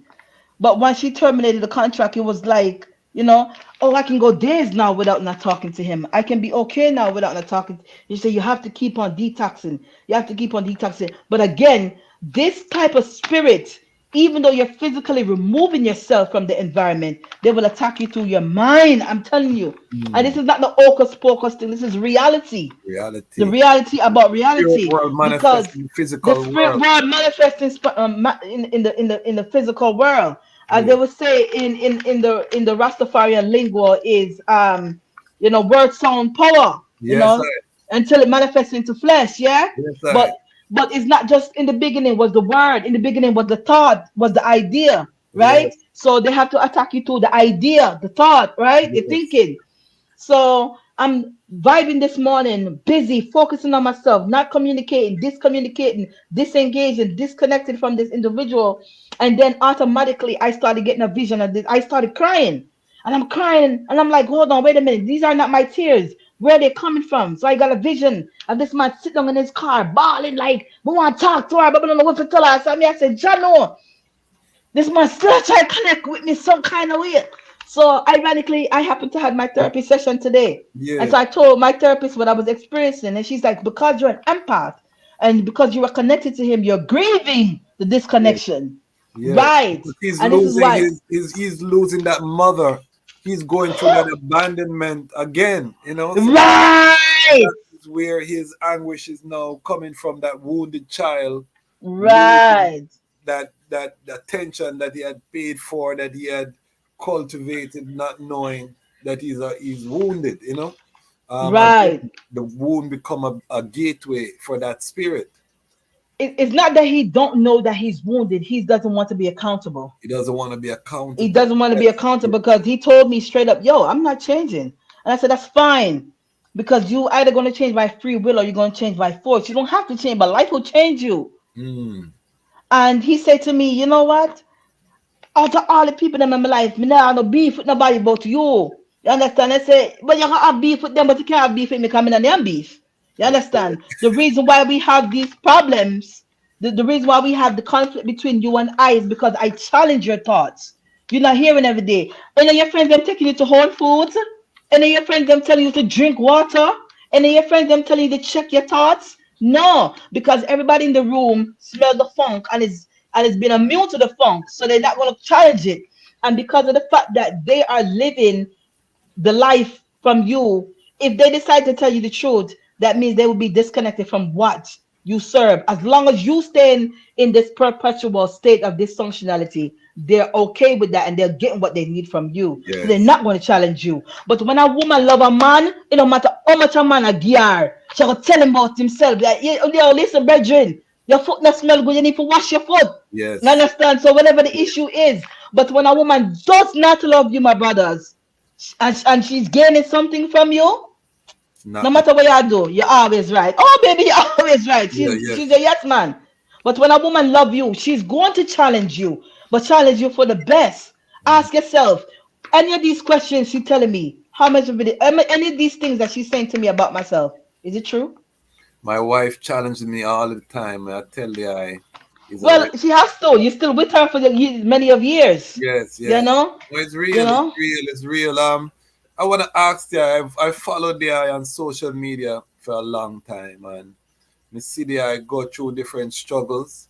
There's a struggle that you've been fighting with your weight in terms of.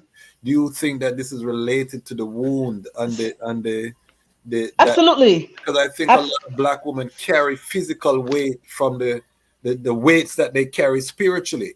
Talk to us about that part there.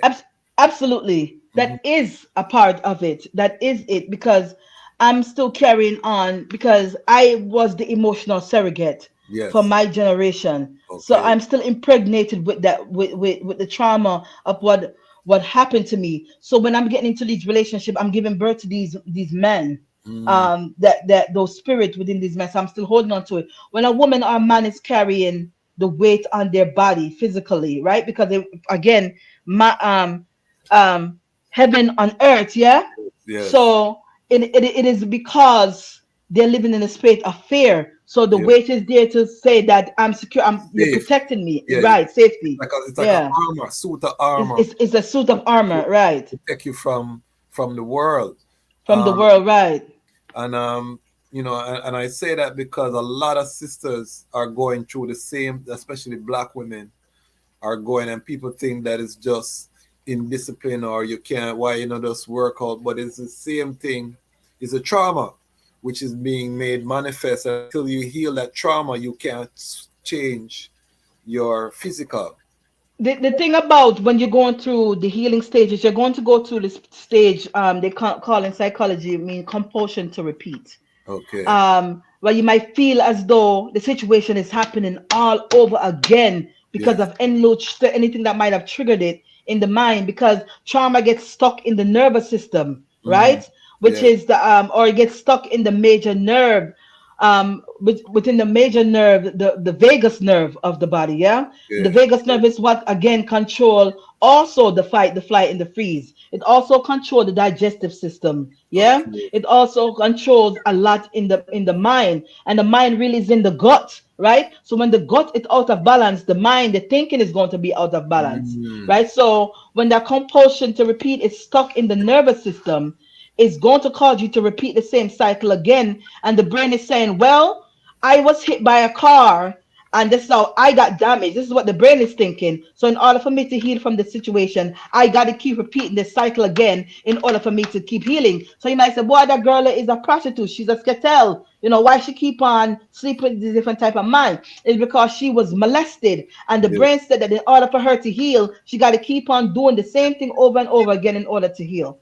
Wow. But it's not true. Serious thing. And self-awareness, as you say, accountability, prayer, fasting, um, really strengthening the spirit, depriving the flesh to strengthen the spirit. That's what fasting helps you to do as well.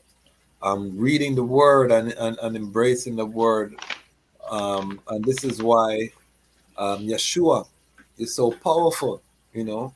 And for Mhm. Rastafari, His Majesty teachings are so powerful because the word is a liberator. The right word sound at the right time is life changing. And that's why we always say Rastafari vibration is positive.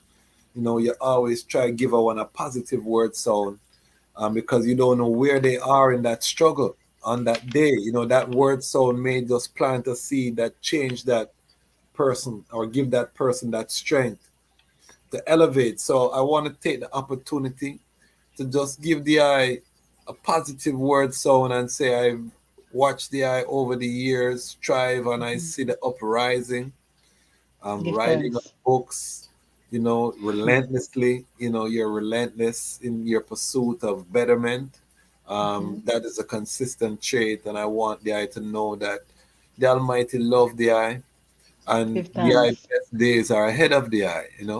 Give Uh, thanks. the eye have much to do in this creation, and the eye will play a role in this Armageddon that is unfolding through your work. And even this conversation has been so enlightening. I know the people who watch this will be enlightened by this conversation. If you have any questions, Lion Pride family, put them in the chat, in the comment section.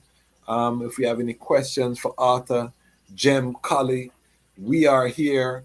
There's 6 of us here live. There'll be, hundreds more that will join us on the replay. um, you know, Drop your question for the sistering so that we can ask some questions and we can have this as interactive because I've known this sistering so long, but this is the first time we are getting at them relationship topics. So talk to I about what the I will look for in a man moving forward and what are you going to do to change yourself in order to Mm. attract the right man? What are the qualities the eye is looking for in a man moving forward? Well, moving forward, I would like to address some of the issues and continue to work first on my insecurities Yes, because I don't want to look for my insecurities unconsciously within someone yes. else. Because where Okay, you go, there you go, right? And each relationship I got into, there were stages of the reflection of what I was dealing with in my life or battling with in my life or what I left to unaddressed. So I first would like to look for the relationship first within myself with myself. I like to build that up first and build that relationship and trust to be able to trust myself because I don't want to seek a relationship yet okay, we get a little pause, Wi-Fi. Anytime powerful words sound a drop, technology sometime or the act up. So we'll give her a chance to come forward. Um, she was going into some gems. But we don't just want to talk about the challenges on this program. We want to get into solution because I'm sure some of the item have family, friends, or you yourself might be in a relationship with a narcissistic personality or energy vampire. These people sucking your time and your space. We've all been there, and one of the marks of maturity and spiritual growth is again knowing how to cut off these ones. We lost the connection. Will allow her to come forward into the gathering. Again, drop us a comment in the chat. Let me know where you're watching from. Let us get festive. This is a spicy conversation. We're talking about the narcissism in the modern dating and the trauma that it stems from. We're getting to the root of this, and this is important for us as the conscious community, Rastafari, the Pan-African community, because we see these traits in some of our leadership. We see these traits in people who take positions, because naturally narcissists want attention, so they go for positions of leadership where they can be in attention. But a lot of them not doing any actual work, but they're there taking up the space and don't want to pass the position. But they're their center of attention, talking, talking, talking. So this is an important thing that we can identify. Some of us may be afflicted with this ourselves. So, for those who identifying these traits within themselves, and as the sister say, we all can have some of these traits. It's about working on it, because this Armageddon is not just about pointing out things in others. It's about self-improvement. It's about, really coming to the fullness. Welcome forward. We were talking about what you're looking forward to, and what I think you said you're going to have relation with yourself. So what are some of the things in terms of self that you would improve? And if you could talk to your younger self, so if you could talk to a young Gem in your 20s, what advice would you have? Look Was like it? Are you able to hear me? the signal is breaking up a little bit. I don't know why the signal is breaking up like that.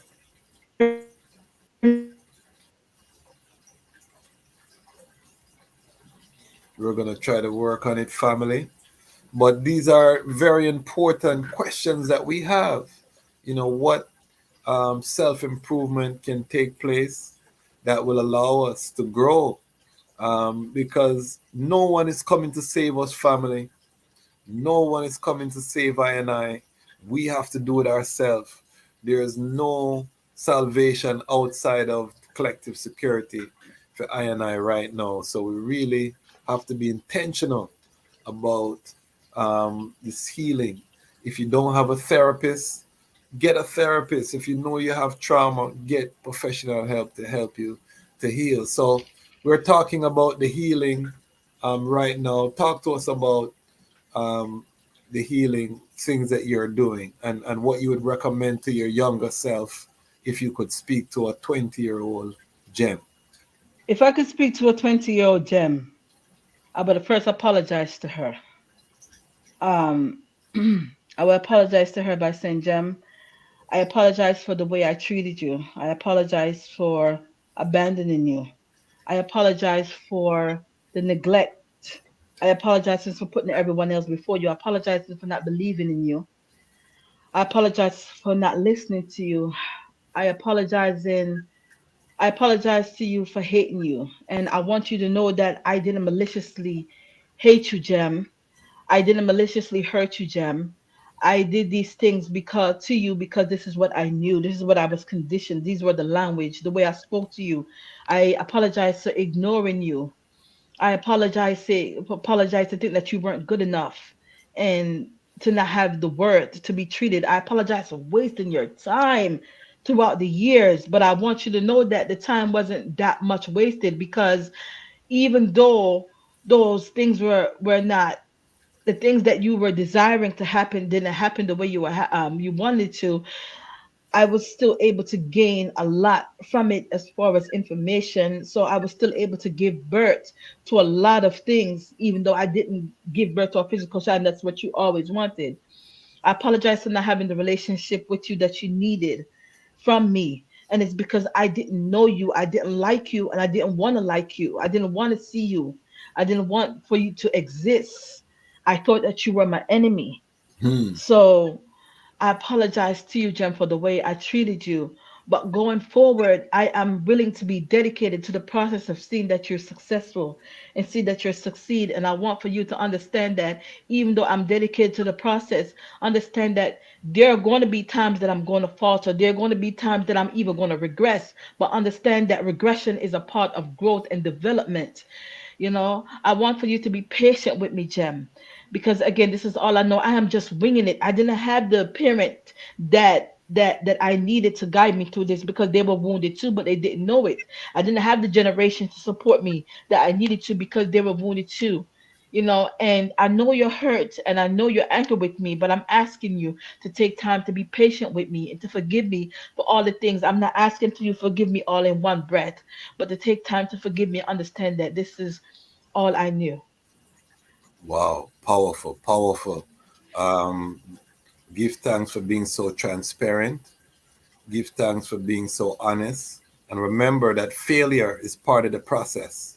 Failure is part of the learning process. There's no baby that get up and start run right away. The baby walk, him drop a ground, get up, him walk until him can walk, and then him run until he becomes, a adult. So there has to be failure in all of our process. And I just know that you are loved first and foremost by the Almighty. And just know also that you always have a home here on the Lion Yes, Voice sir. Network. It was an honor. This 2 hours gone by already, in that little time there. So that shows you how spicy, how beautiful the reasoning was, and the fact that you were so transparent, not defensive. I think a lot of people are going to be healed by this one. I think this is going to be one of the special episodes that we've had here. And you really set a precedence. I'm humbled, I'm honored, and I'm really, just elated that you chose this platform to really bare your soul with us this evening. How can people follow your movement, join your ecosystem? How can they support the eye? Just give us your final sound and how people can tap in with your movement. This might sound a little off, but you can first tap in by tapping into yourself. And that's how you're gonna follow. I don't want for you to follow me, and I don't want anyone to. I don't have nothing specifically. I want anyone to take away from this. I want them to take away most what resonates with them the most. Yeah. How you can reach me? You can reach me on Instagram at Gem Books, and that's spelled GEMBOUKS_LLC. You can also reach me at Author Gem, again GEMCOLLIE, Collie, on Facebook, on Twitter, and on LinkedIn. Beautiful. And we'll have some of those links in the description so you can support Lion Pride on Patreon. This has been another great episode of Live. We had the great Gem Collie. Remember this name when she bust. You saw her here first, before she get big time like a Oprah. And she all around the world of fight private plane and I do all kind of thing. Remember say, yes, sir. You know, you saw her and great things are ahead. This is a joy that we have heard from you. Just give us a final word for the brethren and the sisters who are single, who are out here dating, who are trying to protect themselves, that inner child. Give us some final words of wisdom. Final words of wisdom, and it's the final word, but it's not the last. No. But it's the first. Um, the first words of wisdom is I want for you all to take time to build that relationship with yourself first before you can seek anyone else. Build that relationship with yourself first. Get to know that inner child within you that is wounded. Because if Yes. you don't deal with inner child, that inner child will create havoc in your life. Hmm. You do not want to give birth to that child that's not wounded because you will. You will give birth physically to that child. and that child will sit in front of you and manifest everything inside of you that you're not working on. You will have problems with that child because the part of you that's not wounded. If you don't deal with these battles, ongoing battles that you have with yourself, you're going to face them in your relationship, and relationship is not going to work. And it's going to be a constant you reoccurring same behavior pattern, thinking that it's everybody but you. Oh, maybe because he's a Scorpio and I'm a Gemini, and that's why we're not getting along. No, it's because you have these wounds that are connecting with each other. So you guys are wound mates. You guys are trauma bonding. Deal with those issues first. Seek therapy. It is okay to be vulnerable with yourself. It is okay to be vulnerable and seek therapy, not to try to manipulate the therapist, but to actually be vulnerable to get the help that you need. Because if you don't work on healing yourself, you're going to attract the version of you that you don't like. And ask yourself, if you say that I'm ready for a relationship, ask yourself, if I was to meet the version of me, both psychologically, emotionally, and physically, and economically right now, would I want to be with that person? And when you get your answer, then you would know. Take time, be patient with yourself. Again, beginnings are never easy, but you got to be dedicated to it. It's an everyday thing. Work diligently on yourself. It's not that you're going to work on yourself to be in a relationship because it's a chore. No, you're working on yourself. It's ongoing. You're always working on yourself, even when you get into relationships. You're always going to be working on yourself. Again, self first is not selfish. And so that's why it's most important first to deal with that self. So self first is self worth. Beautiful, And those beautiful, are my last beautiful. words. Give thanks for the eye. Strength. We have blessed love and royal greetings, Yahuda, tuning from Washington, D.C. This I and I, yes, Ras Yahuda, big up yourself, my brother, for tuning in, and all of the Lion Pride family.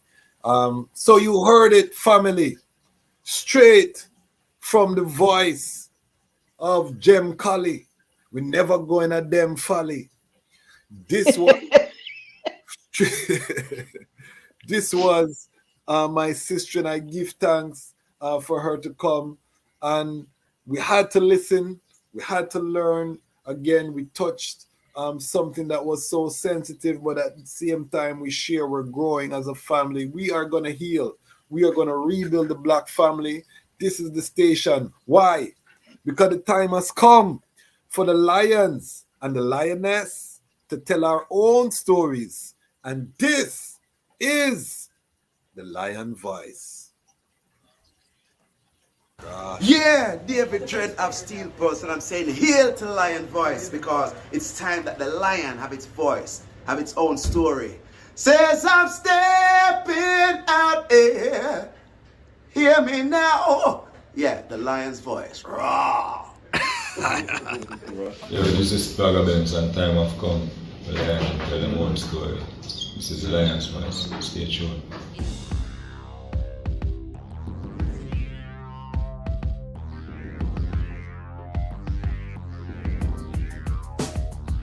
Well, Lion Voice, tell them that's the people first choice. Lion Voice, make the lioness them feel nice. Lion Voice, with the lion cubs we sacrifice. Lion Voice, got to show the people them the life. Lion Voice.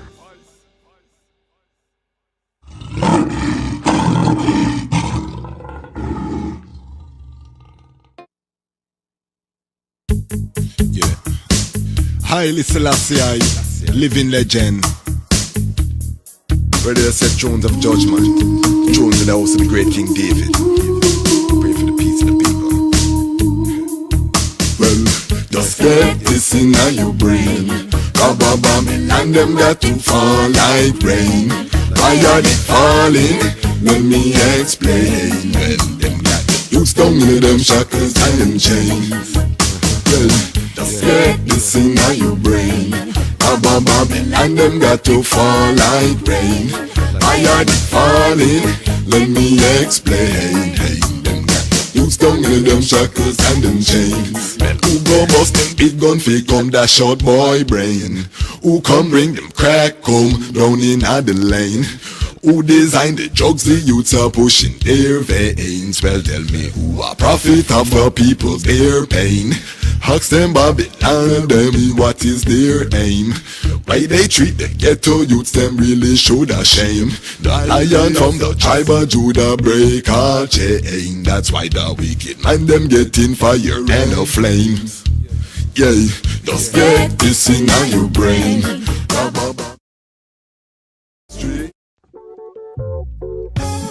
Well, front to us, a son was born and a child was given. I want to ask you a question. Have you got your book? Haile Selassie's Ethiopia Volume 1, The Rise of the Priest Warrior King.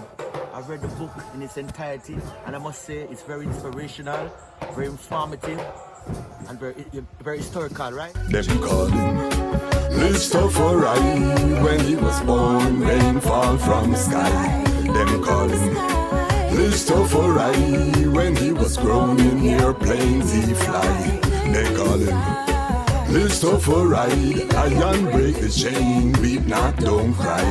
Them call him Listopherai. Read the Revelation chapter 5 verse 5. Then born near the city of Harar, the inspiration from Bob Marley's guitar. People crowd him like some big superstar. It no matter if England